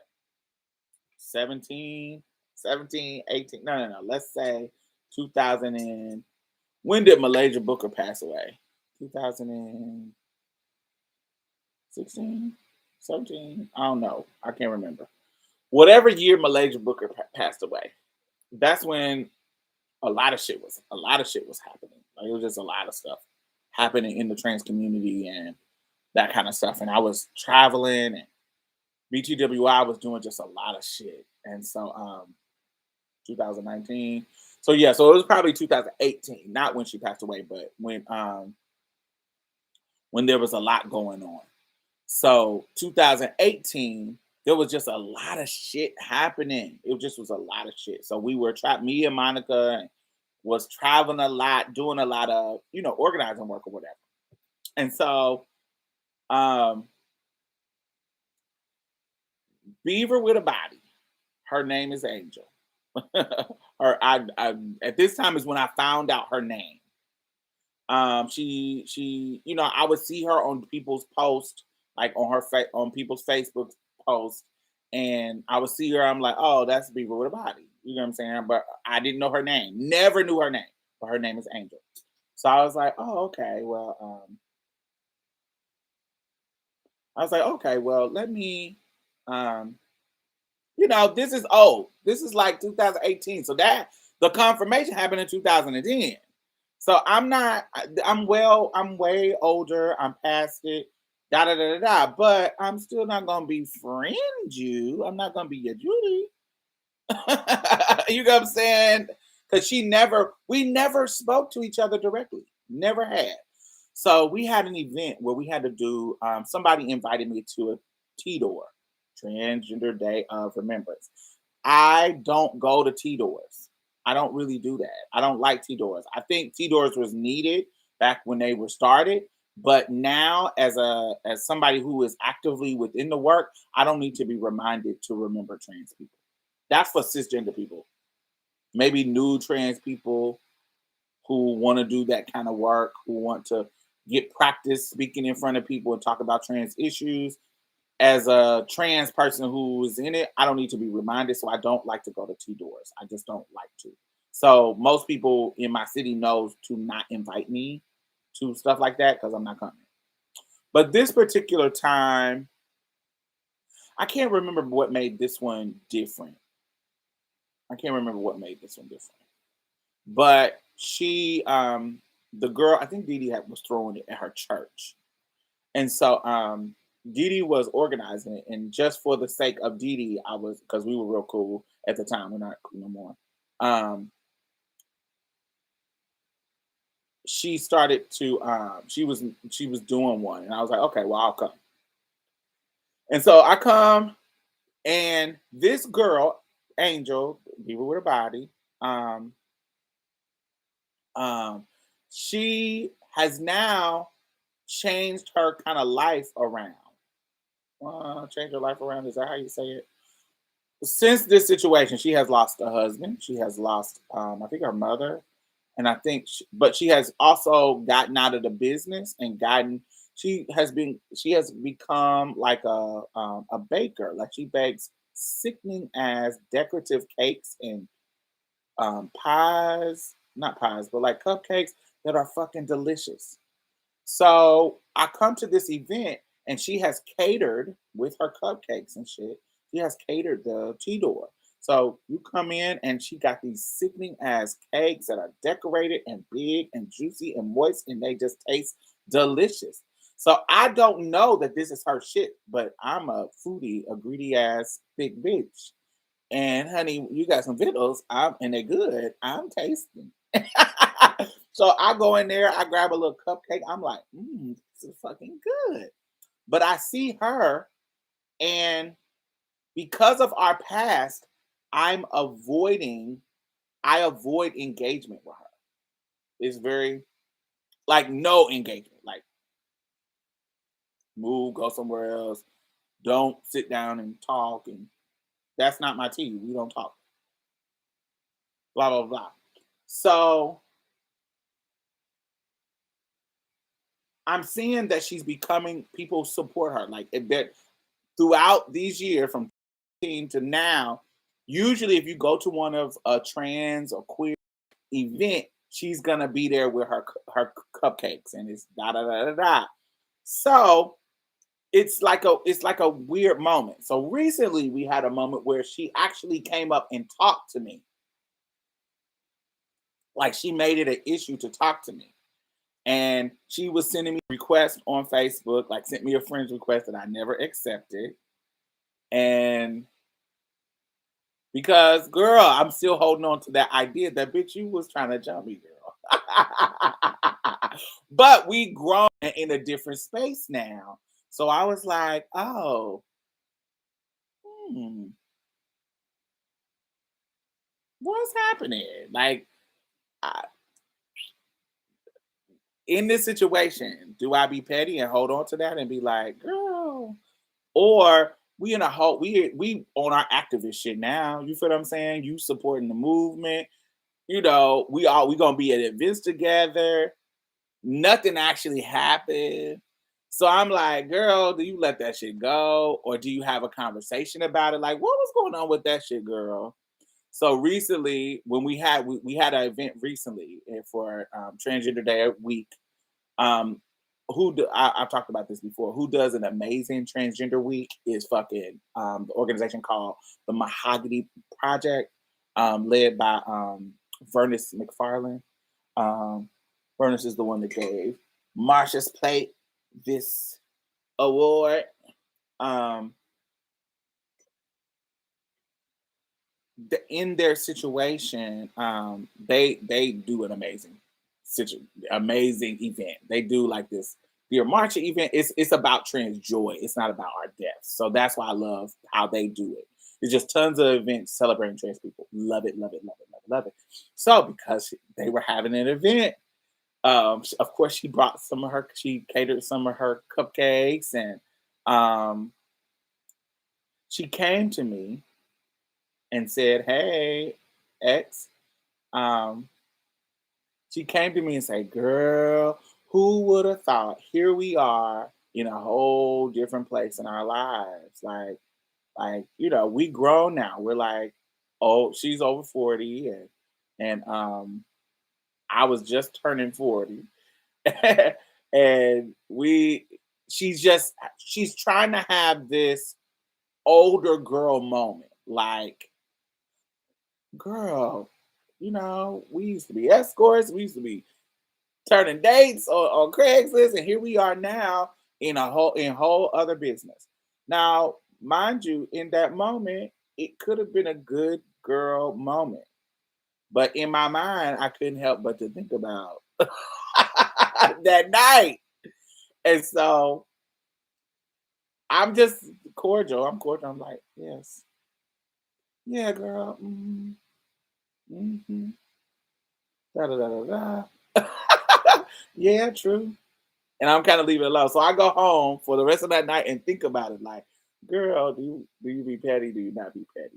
So this, like maybe a week ago or a couple of days ago, I accepted her friend request on Facebook because, and I talked to my homegirl about it, and she was like, "Girl, that's petty. That's too petty. We too grown for that. Y'all in a whole different space. That you know what I'm saying. It didn't actually happen. It would be different if it actually happened, but it didn't actually happen. She's literally acknowledging that, y'all are in a whole different space now. And so with her, I decided to take the high road. I haven't even mentioned it. I haven't even I decided to let it go, let bygones be bygones, and let that shit ride, water under the bridge. And I finally accepted her friend's request.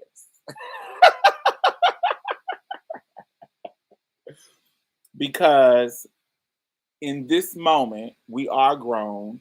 I realized that the trade, they had a intimate connection. From what I'm to hear, they had like a on and off relationship type of situation.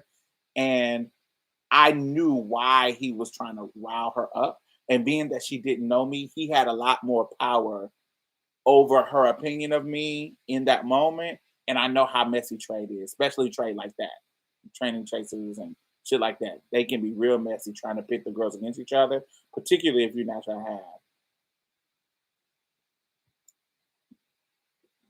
You paid the fuck out. I did. um, and you know, I was like, it would be petty of me in the space that we are now to not let it go. And so I let it go. So this week was me being petty to my high school bullies, and her cakes paws are fire. They are. She is amazing. She is really, really is. They are good, and she's definitely a talented baker.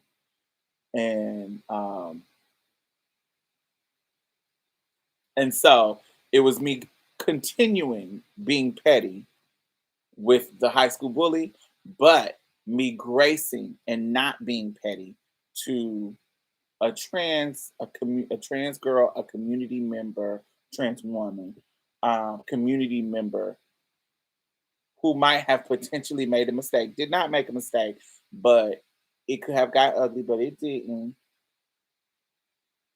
And to be mature and let that go, let that moment go, and understand that you are in a whole new place in your life.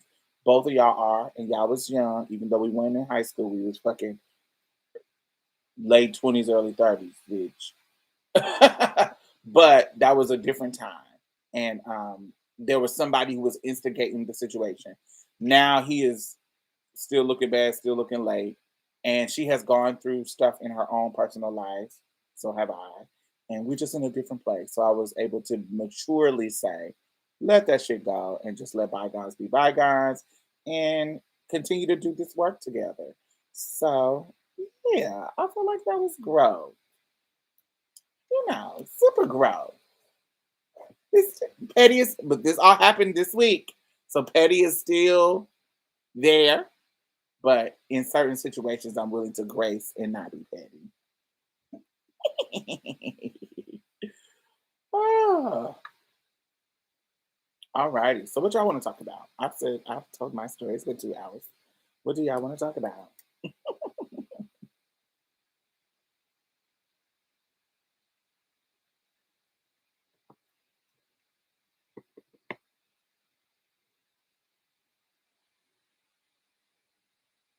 I'm proud of you. I wouldn't have been able to hold my tongue. You know, we still might have a conversation. But we just didn't get there. Tasha K and Cardi B. That's an interesting. Tasha K is dumb. Tasha K is stupid. She should have settled. I think that you literally posted things that you knew were lies. You knew was you admitted that you knew there were lies and you still was going. So girl, But we live in a world where mess gets you more growth, and we can tell that based on her numbers. I remember when I watched her video with T.S. Madison, and she was just a very transphobic cis girl. That kind of not super conservative cis girl where you a man, not that negative where she still think of you as a man, but she liked that kind of T.S. Madison type that says I'm a man, but I know I'm a man. She likes that kind of trans woman. She don't like the trans woman that I don't it's hard to explain. She's not that it's a whole different situation where there's a more um co- palatable trans woman. Hope that makes sense. There are trans people who that kind of straddle that line of being acceptable to cis people. After the verdict video was crazy.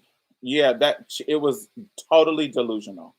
Her it was the most narcissistic ego thing. She was talking about kids getting shot in bullets in Chicago, bullets in LA. She was making it a respectable, like she a part of community, bitch. You are messy blogger. That's what you are. She called trans women men a few times on her. Absolutely, yes. Especially when she was talking about Malik Yoba and Eddie, the one that was with Sydney Star. Yeah, she's very that. So she is not an ally. All bloggers are gonna have to be careful from now on out. Yeah, so don't nobody, and you get what I'm saying, somebody like Madison, and the girls that think that shit is acceptable, they, or I don't want to say she thinks it acceptable. She will still engage with them, and that's cool because that's a part of her brand too. Like publicity is publicity. You get what I'm saying? Like good or bad, I'm just coming on your platform just to get the exposure. You get what I'm saying? It makes sense. That's why Madison is who Madison is because she's able to straddle that fence of shucking and jiving with the straights. And you know what I'm saying? That's kind of what she kind of does sometimes. And then on her platform saying, cleaning it up, like this is what I meant to say, or this is what um, this is why I do that. You know, I'm not that girl. I can't be that girl. I'm gonna read you. And so that gets ugly and it stops opportunity. And so I know it can be, there's a messiness in Tasha K's situation with bloggers, not just talking Tasha K, but with bloggers and people who does social commentary like that. There's a messiness that gets you traction that it doesn't matter. You can see the spread and growth of her channel based on her argument with Cardi. That grew her so much. She has gotten paid from this battle. She has gotten way more views and way more people following her. Look, the even the video that she made in response, it got how many views now? Let me see what it is. Let's see. So that video got 466,000 views right now. 466,000 views. I don't know, and that's just on YouTube.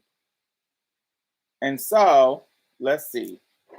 And you can really gauge how much money somebody is making. You can't totally gauge, but let's say we usually we get paid by how much every 1,000 views you get it's CPM is click per million. Like how every 1,000 views you get, it's two things that get you paid. Somebody clicking on an ad, just clicking, that gets you a certain amount of money. Also, just somebody watching the ad or being exposed to ad on yours, you get a certain amount based on each milli, click per m, click per milli. Every 1,000 views that you get this amount of money, and that's your rate. Okay, and so but it varies from person to person. It just depends on the status of your channel, the status of that particular video. It changes. It goes up and down based on that your popularity, blah blah blah blah blah blah blah. So let's say that she gets $2 per click. You get what I'm saying? Click per milli. If she's already at 400 and that's just a guess, yo. That's just a guess. So don't quote me. If she getting $2 per thousand, divide that 466 by 1,000. That's 466, right? No, that's 466 times that by $2. This is usually it's going to be high. Say it was $2.16. Just from that one video, she made $1,000. But usually because she got millions of views, her click per rate is way higher than that. It could be 20, it could be 30, it could be 2, it just depends on your status of engagement that YouTube has auctioned ads off on your shit based on your status of engagement. So say that's if I just did $2.16. That's a low number. Say that you have a $33 click per rate. 33 $33 click per rate. Which that video, because of what's going on with her channel, that video is going to be high. So say there's a $33. She just made $15,378. If her click per 1,000 with that 400K video, she's making $15,000. And that just keeps going as long as the video is up. You get what I'm saying? Each time, each 1,000 she get. Da, da, da, da, da, da, da, da. And if you got multiple videos that are making thousands and thousands, that's how YouTubers make their money. Well, she just lost all of that. Well, Kim Foster, she's been on the show on this channel. She did some research about people paying stuff back, and they said in the research she did, and she was talking about OJ because he got a civil lawsuit. Most people don't pay that shit back. If they got money, they just do scams. They do like bankruptcies and they pay a little bit back, but not that whole lump sum. And I heard this as well. It's very few people that pay the whole amount of money that they are, entitled to, that they're forced to pay. It's very few people that pay that whole lot of money, especially if you got money to avoid it. You got money to do the bankruptcy, da da da da. It's very easy to avoid the full amount.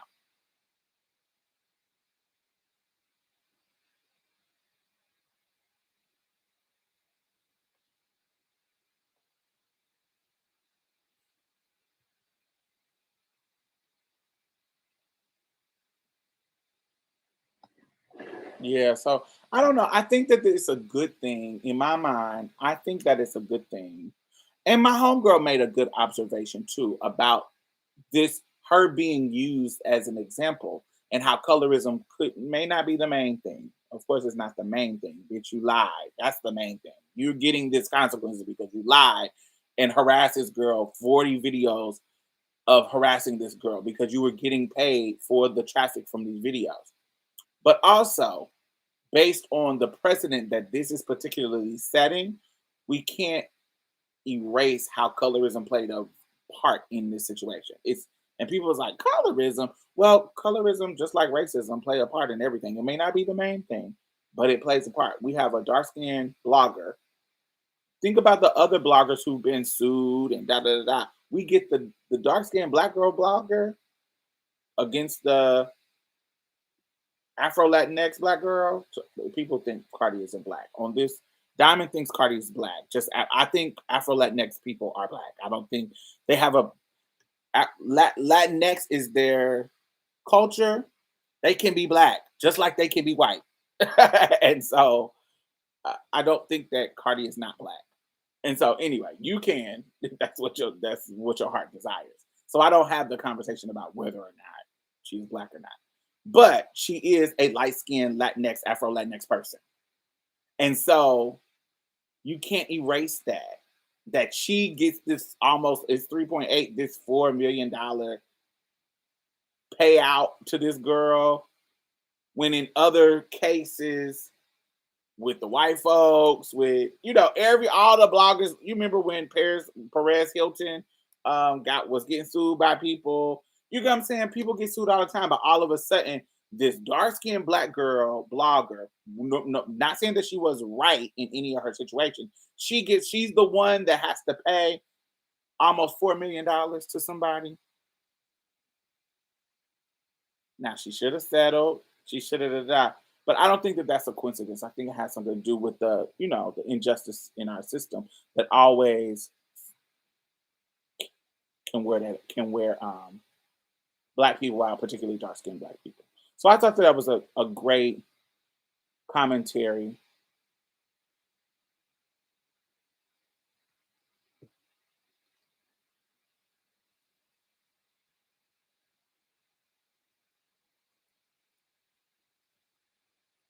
I thought that was a great commentary too.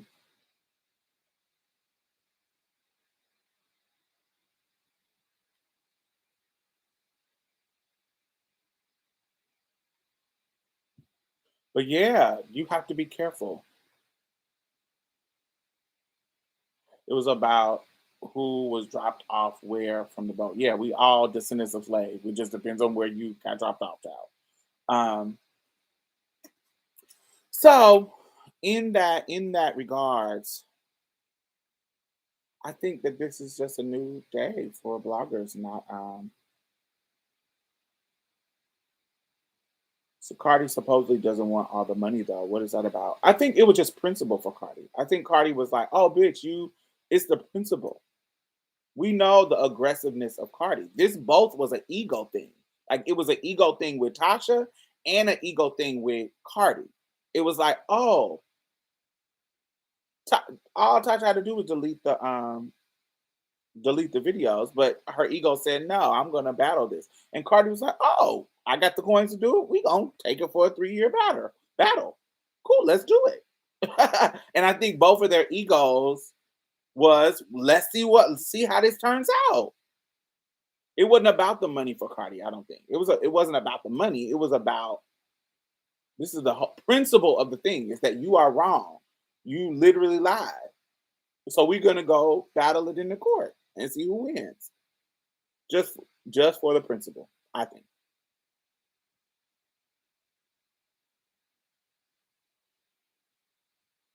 She just wanted to prove a point to not be played with. Right. And Tasha, being the dummy that she is, also had an ego, and she's benefiting in the process. You can see the growth of her channel from the start of her issue with Cardi. She has exponentially grown since because of the popularity that Cardi brought to her. Come on now, like, it's clear. So she has benefited from this battle. It's not something she it wasn't it wasn't it wasn't like she wasn't benefiting in the process. This got her, um their names will forever be tied together. I feel like Tasha's name will be forever be tied to Cardi's. I think Cardi created her own star. Cardi was a personality before she was on Love and Hip Hop.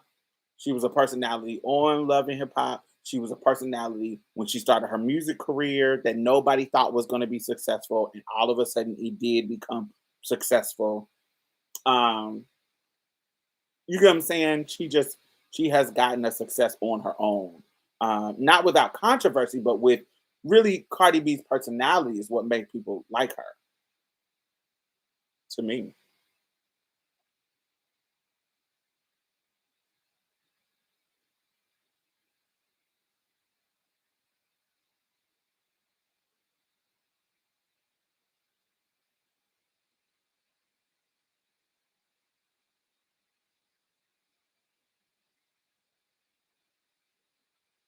But yeah, she will continue to benefit. Um, this is one of those things where the messiness of the case got her even more exposure. She's going to continue to be messy. This is what she does. And very few people shift from having a messy platform to having a good platform. Only person that I have seen shift from messy to good and it be successful is Nicole Bitchie. Y'all remember Nicole Bitchie? She was like that early time of bloggers, that early late to late, you know, '07, '08, '09, early 2010s. Those times, Nicole Bitchie was a blogger, but Nicole Bitchie shifted to a more positive, still sharing the the mess, but she shifted really well. She shifted to Nicole XOXO or Nicole Kisses and Hugs. Is that what that means? Nicole XOXO. She really did a positive shift, and it actually worked out for her. I think she still is making money. She knows how she's saying the mess and what's going on in the world or whatever, but it's not like it was. So she shifted to a whole other. Her brand pivoted, and I think it was a successful pivot.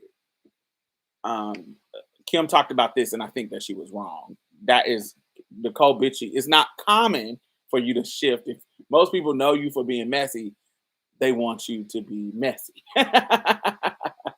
And so that's what they come for. And you'll lose your traffic if you don't be that. But I think if done right and you have another strategy that's just as good, you actually can pivot. And Nicole Bitchie did that. So yeah, I think this is a shift in what we are seeing. Um, you know, I don't always like the messy bloggers, but sometimes I do, child. I don't always like them, but I don't always hate them either. Sometimes I'll be like, yes, Hollywood Unlocked, Shade Room, you know, just different shit. Sometimes you know, sometimes they're late. Sometimes I'm like, yes, for the tea. So it just depends on what the tea is about, what flavor the tea is, if I want to sip or if I don't want to sip. I don't follow these people. If I see it, I'm like, oh, okay, I see what's happening. But like I make sure that my little one number is not in the number. I don't want to be a part of the count. Oh, you got these many followers because those followers, like when we talk about um like Caitlyn Jenner, those followers equals money. Those type of followers equal when you support people, those numbers decide the type of contracts that they get. So one of the reasons why they know to parade Caitlyn, the conservatives know to parade Caitlyn Jenner around is because she got these numbers. So she's getting money based on these numbers. And I think Angelica Ross is currently, I don't think it's an intentional campaign, but Angelica is very clear recent in her recent post about how she's unfollowing people who follow Caitlyn because she feels like she is toxic. And one of the reasons why she gets the clout that she does is because people follow her just for the mess of it. And you gotta divest from that so people are not you know, it's to divest from that. So I know me personally, I don't follow people who I don't want it to seem like I'm supporting. Um, so I don't follow, like Shade Room. I be seeing they post a lot, but I don't follow them. Um, yeah. What else?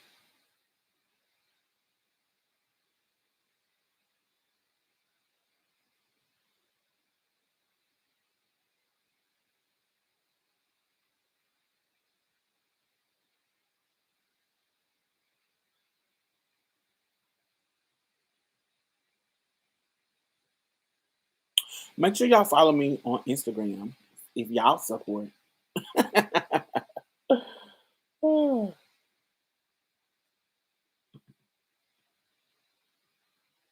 I just got a new sewing machine. So I'm gonna start. I've been starting to do more fashion videos. I'm gonna start doing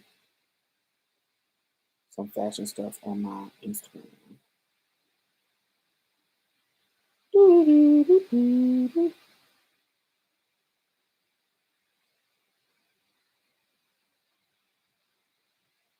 If they ain't showing hood fights, guilty pleasure, I don't want it. Yeah, it's some messy stuff that I like. I did say that I wasn't going to. I don't really share fighting anymore, not intentionally. Sometimes my brain just does it. Sometimes I just share it, but I try to not share fighting videos no more. It started to be something bad about it in my brain. It stopped being cute. So I don't really share them. I'll watch them, but I won't share them.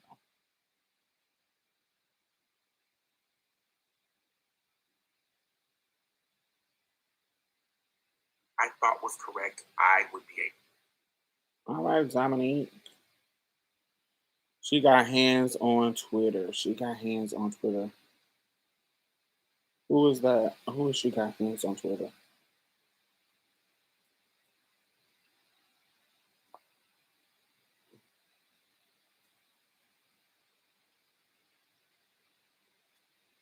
Supreme Court Justice Stephen Breyer officially announced retirement. Ooh, the justice. Ooh, we about to get a new justice.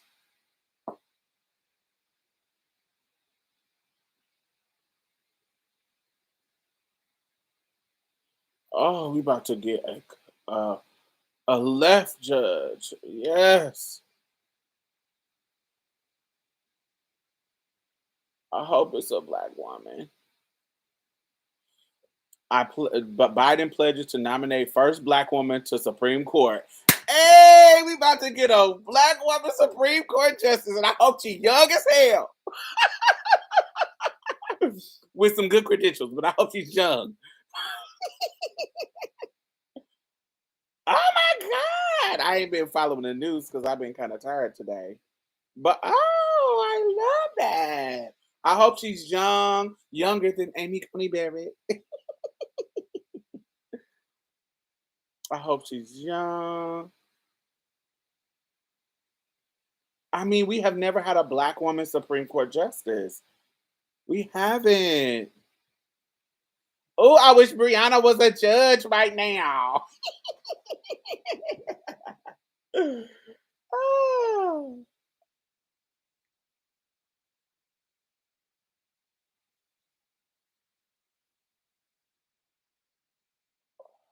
God.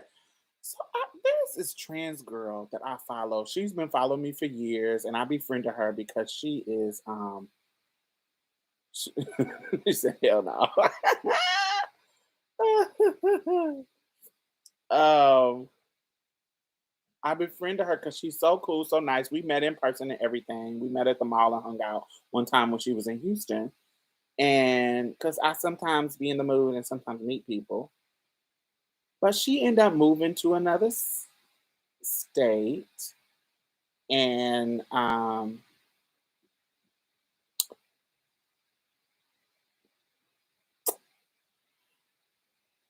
she's starting to get too much work. She's such a beautiful girl.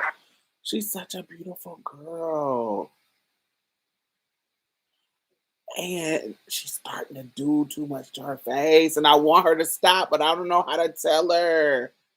I don't know how to be like, girl, come on, girl. You are the tea. Leave your face alone. Uh, but I don't know how to tell her because that's not my business. That's not my business. And I can't tell somebody how to do their gig. But she's so gorgeous. And I'm like, oh, leave it alone. Leave it alone. Leave it alone. I think Yellowstone is better than Ozark. What you think? If you ain't seen Yellowstone, don't say some dumb shit. I haven't seen. Um, ooh, this show looks super. Ooh, that looks loud. It's too loud. I don't try to get your legal life together. I'm trying to get my legal life together. Oh, that's pretty.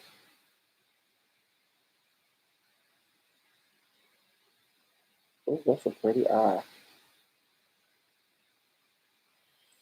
You know how that is, Diamond? They have a certain look in mind. Yeah, I know. But she's just like she's not regular girl. She's beautiful. She's a beautiful girl. Like she's bombshell beautiful. But she's getting her lips done. She is it's just becoming it's going out of the range of looking like a regular beautiful girl to looking like I don't even want to say it because that's problematic, but to looking more typical. You know what y'all know what I mean. I don't want to say it because it's problematic, but you know where there's an aesthetic that the girls can get that that let you know they're the girls, and and it takes it too far. When I thought the point was, well, I don't know if that's the point no more. I don't know. I come from a different era. I come from a different era. My era, the point was to, most girls. I won't say all of them, but most girls, the point was to walk through the world, enjoying your life as the woman that you are, and they see you as the woman that you are, But now I know that you know, we're trying to get out of this heteronormativity and these rules of, you know, cis being the standard. I know. I'm, I'm old school. I'm gonna start playing the card like the old people. I'm old girl. I'm an old school girl. I'm old, so it's I'm set in my ways, and so I understand what you're saying, but it's hard for me to get on that train because I'm old. I'm gonna start playing the senior citizen role like your grandma do. It's hard for me to change my mindset. Um, but being fish was the goal, and so the girls are now they're giving a look that's more trans woman and not fish.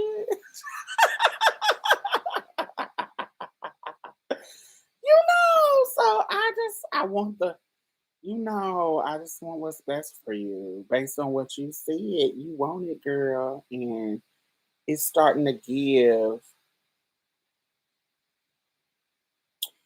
the girl in the pictures and not the girl next door. Do you feel what I'm saying? I hope y'all feel what I'm saying. This eye is fucking gorgeous, y'all. I'm sitting here looking at it on repeat. This eye is fucking gorgeous. She did the smoky eye and then a cut crease with the this really peachy color, and then it's a simple little. Oh, that is so pretty.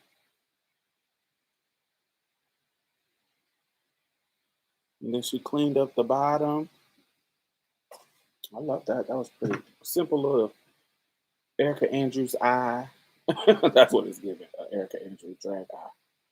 Personal uniqueness, androgyny. I meant that.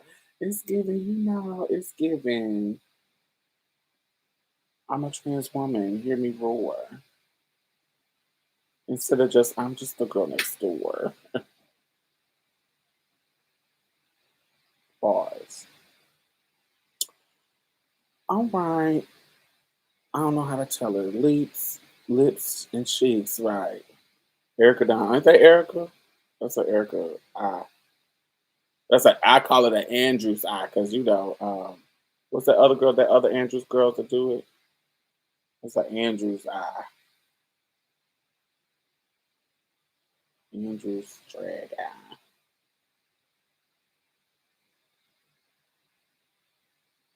I love that. That's so pretty. Oh, I want to see the beginning, but they don't show it. Let me like that so I can hear my stuff from you. Roxy, yeah, that's a Roxy. It's just, she does it too. Roxy Andrews.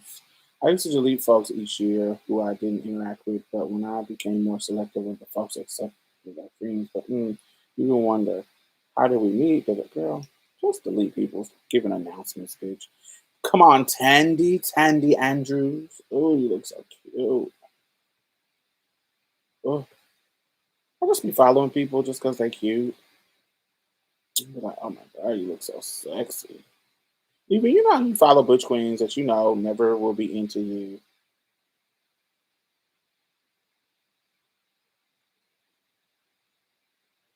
You know, but you like how they look, so you follow them just to see them looking sexy. I have a bunch of butch queens that I'm like that. Oh.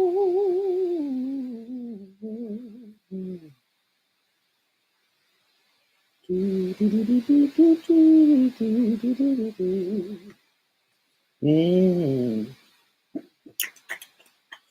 Well, if y'all don't have nothing else to talk about, I can go and finish editing my episode. But yes, make sure y'all follow me on Instagram and TikTok. If you got a TikTok, hit me up. My name is Diamond Styles. There too. Um, what else? What else? Follow me on Twitter. I'll be on Twitter acting up. Hey, hey, brother. How are you? Little rascal's hat. Hmm. I love this hat. It's super cute. I love you too. Can't wait to go to Jamaica. We're about to go to Jamaica and turn it out and have fun for my other little brother's wedding.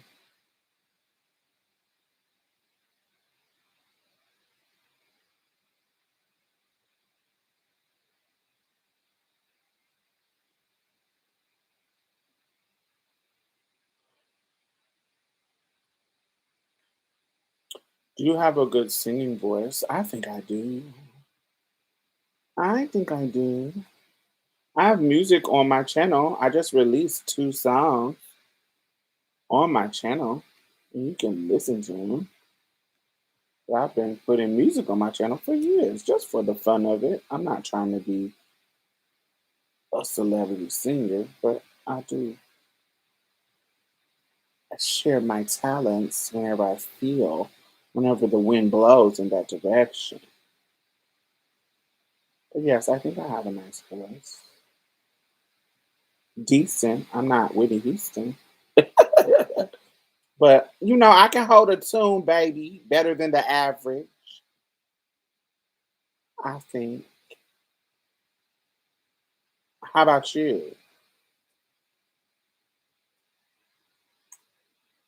Ooh.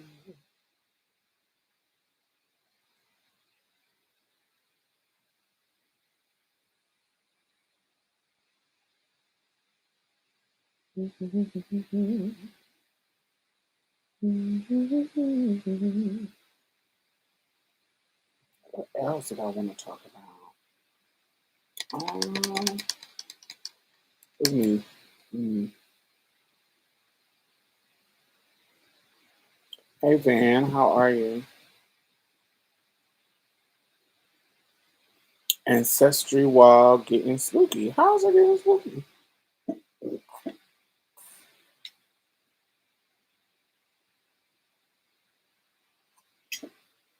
My great great grandmother, my great grandmother, my grandmother, and my mama.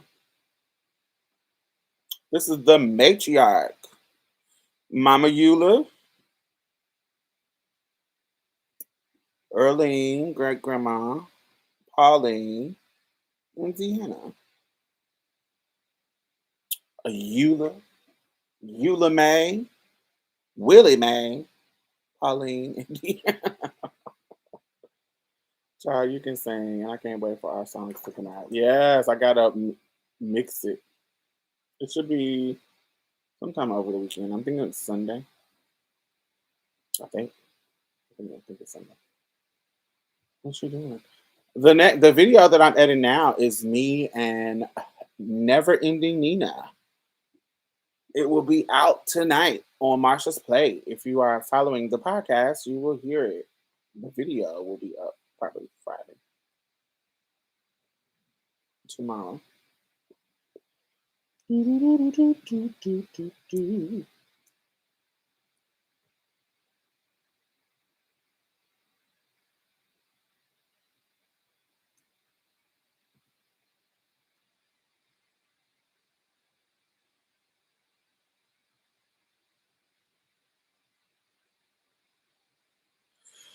I seen the Marsha's Plate cover is different. Yes, it is. It includes Jonathan. If you have been listening to the show or you haven't been listening to the show, Z stepped down a couple of episodes ago.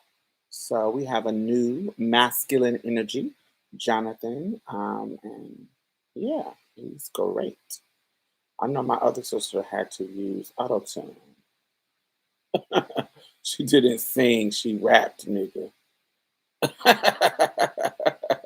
And she did sing on the chorus. She sung the melody on the chorus with me while you being a shade.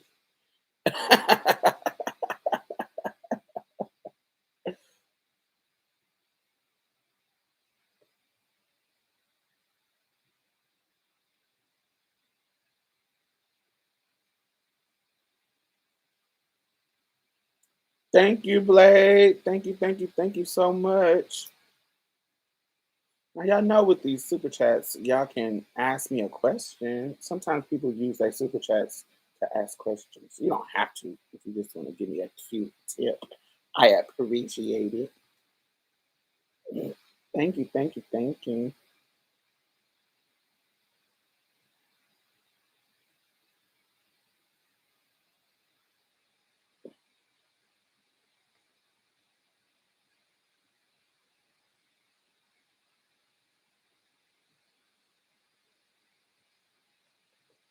Oh.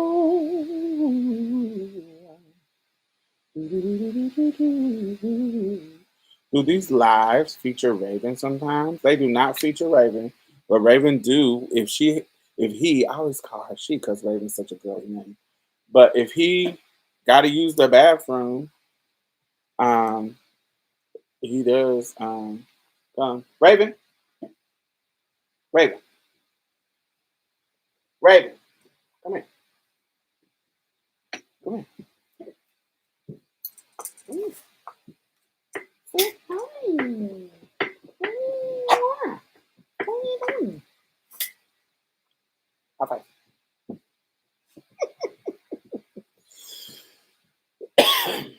What are you doing? Yeah, he comes up. Raven's back. Yeah. What are you doing, Big Daddy? What you doing, Big Daddy? That heavy ass tail, man. That heavy ass tail. What you doing? What you doing? You want to go outside? Hmm? What you doing?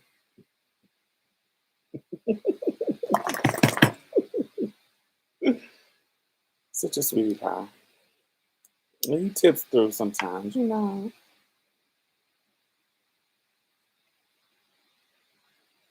Mm.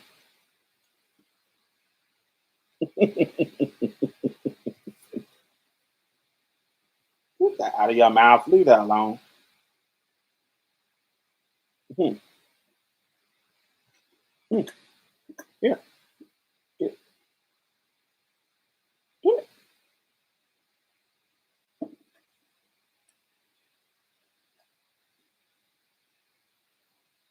Raven is so cute. Yeah, he's such a great dog. Such a sweetie pie.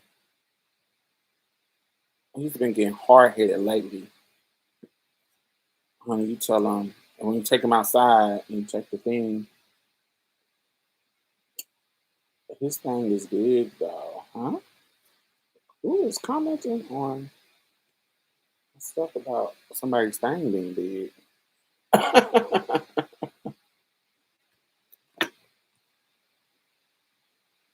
What is this talking about? So, Chris. Oh, somebody's talking about Chris Brown. This is an So, old video. Chris Brown's big picture leaked today from, I guess, supposedly an ex-girl. This is old. They're commenting on this. This is old.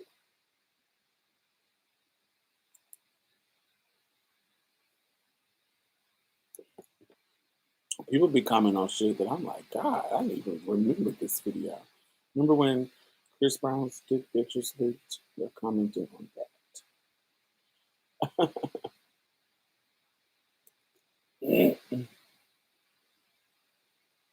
Mhm.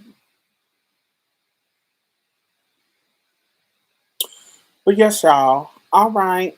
Um, yes, we're going to watch Janet Jackson's documentary tomorrow. It's 7 Central, 8 Eastern, I think 5 Pacific. Is that 5? 7? Yeah, 5 Pacific.